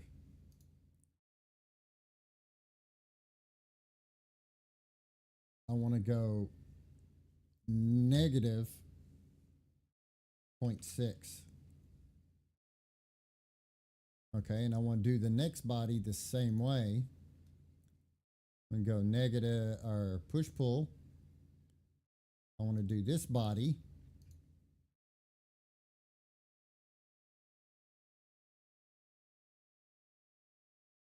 And I want to do it negative 0.6.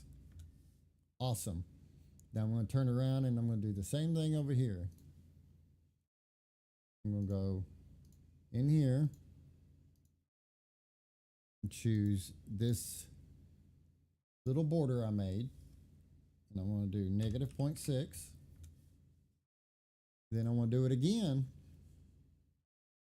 for this last body that I've created.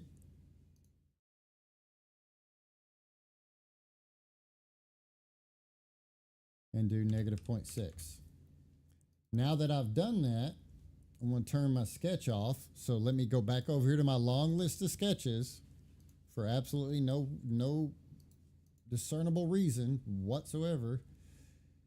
I want to join this body back to this body, back to this body, back to this body, back to this body. Now what that gave me was, I'm hoping, the border that I'm looking at on this design.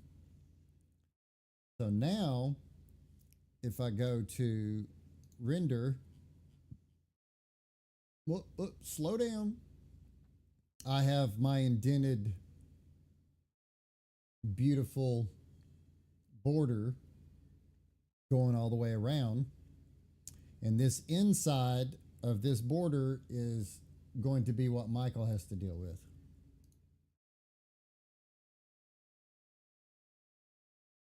So I need to go down, turn my stupid sketch back on. I need to grab this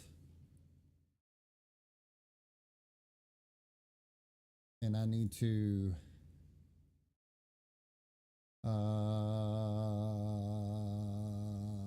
oh, I'm dumb. Let me create another sketch. I want to project that,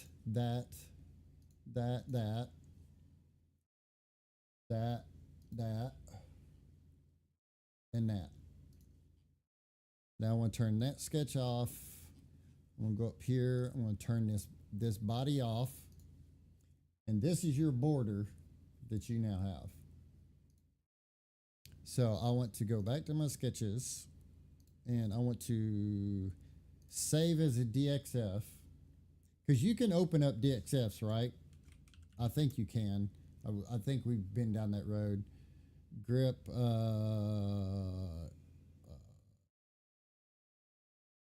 emboss outline.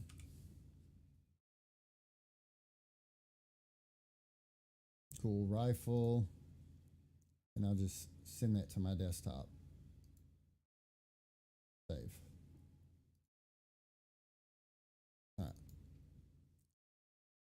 Let's see.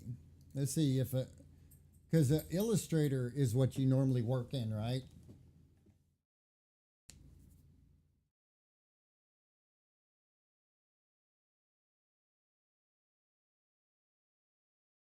So there, that's what you'll end up with. Is that good? And that should be to scale. I could be wrong. I told it to bring it in, but you know, Adobe to find out the scale, I gotta go, okay, how do I measure this? I gotta go into one of the 92,000 things up here. So yeah, anyways, that'll work. And I can tell you the measurement, um, like this measurement here, so that you can know exactly, like that measurement is 26.222 millimeters. So I'm going to turn that off. Go up here, turn my body back on. Yeah, boy. Oh, but shut up, baby. So real quick, I'm also going to give you the outline for the foregrip that I was talking about.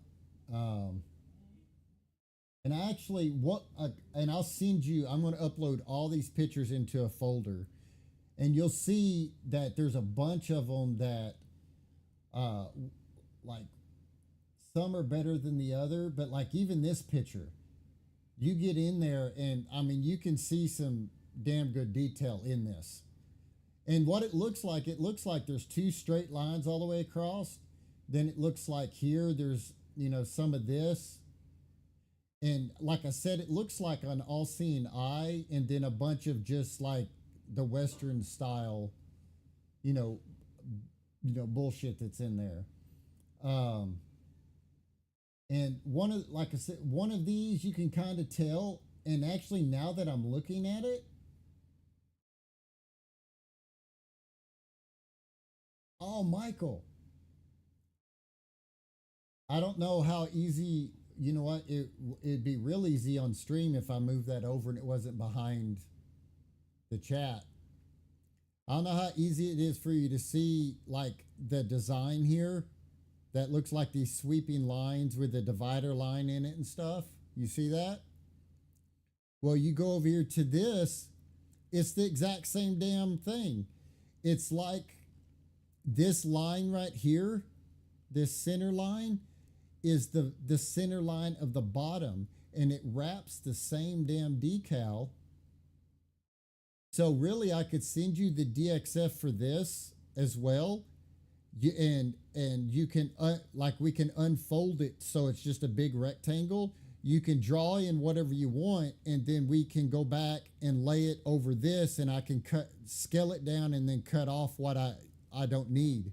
So this looks like the exact design that's literally on here, and you'll see when I send you the pictures what I'm talking about. Exactly, they use the exact same one, and what is the center line that they've done right down the center of this grip is actually the center line on the bottom of this. So let me find, I had found somewhat a good picture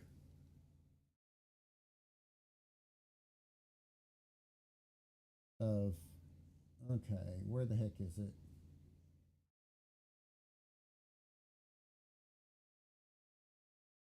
Well, pretty much turn that off and turn that off. Turn you off.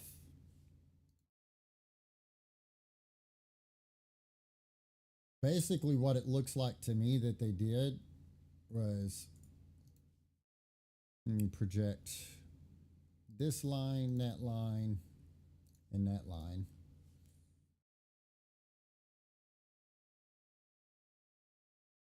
Say 12, 12, and they just, it's a much smaller gap up here. Let's say like 6. So if I was to go in here and split this body using this tool, so now that's what I have. Which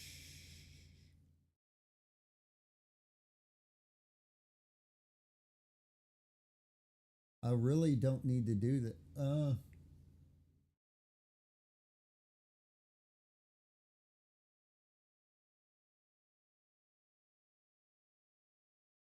Here, all I'm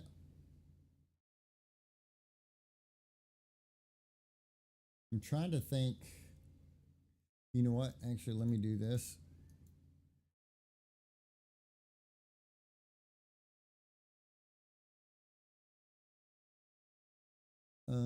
Well, that's not a straight line, so that's fine. We'll leave it like that. Um,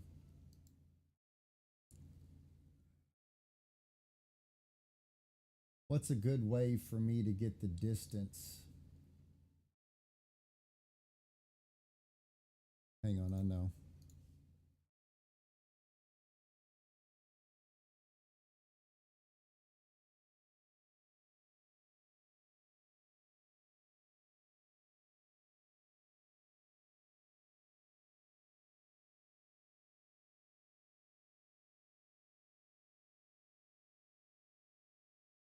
Um,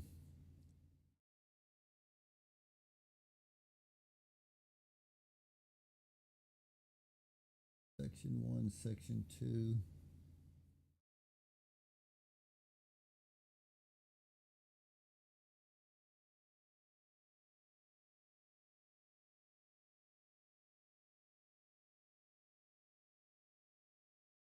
Okay, so it just doesn't. All we need is one side here. So that's going to be 32,989 plus 0.782. So I just need to draw you a sketch.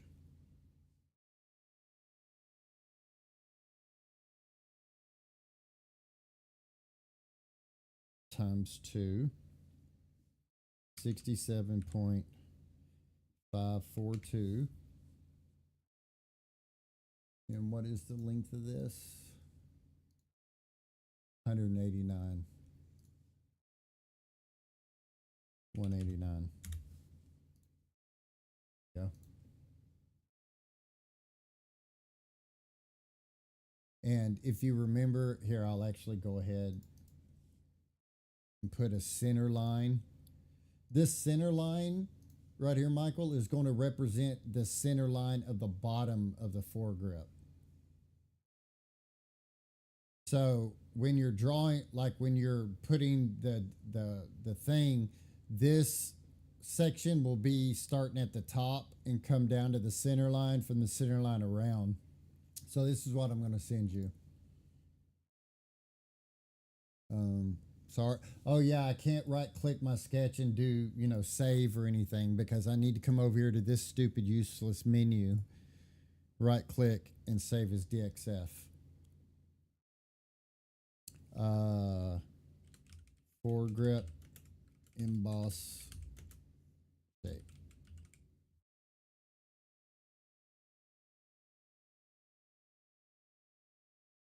There we go.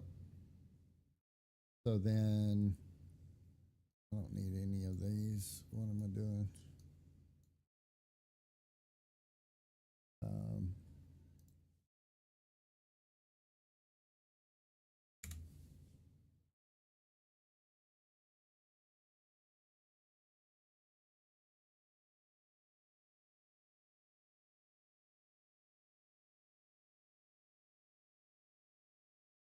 All right, there, I sent you those. And I'm going to go in here.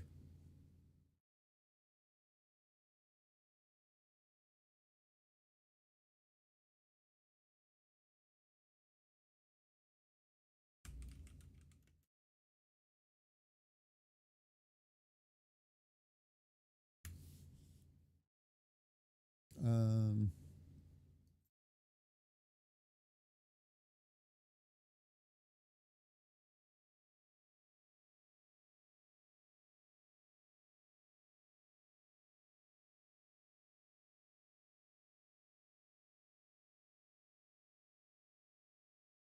okay, all the reference files should be synchronizing to you now.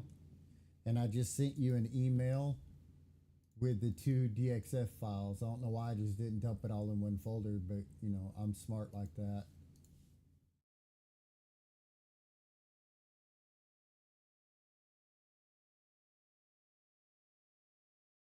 So, okay, so there's that. So now, uh,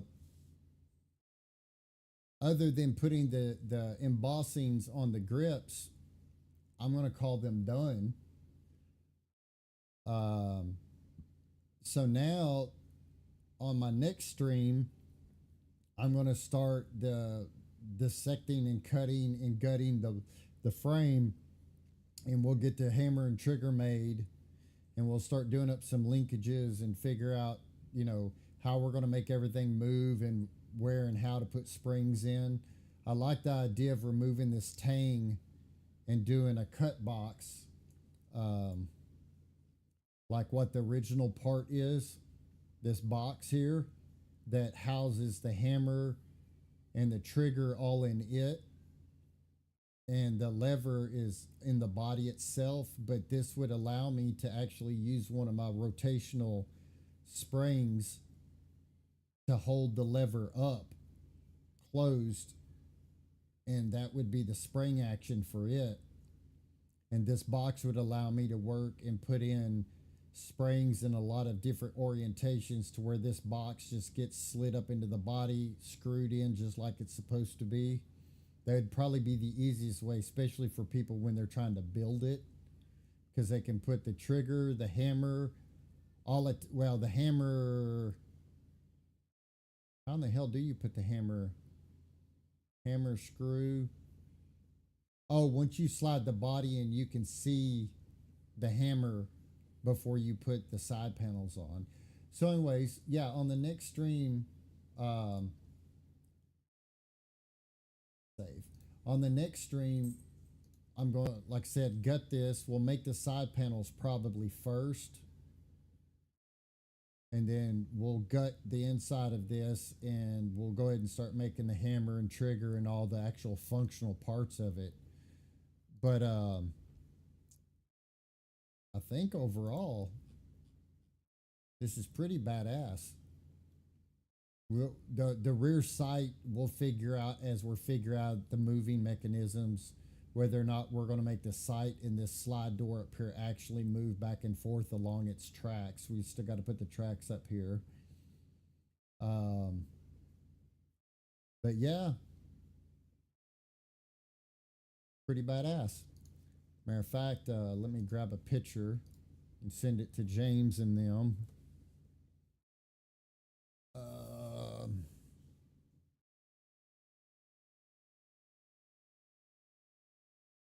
My brain just stopped working. Capture image.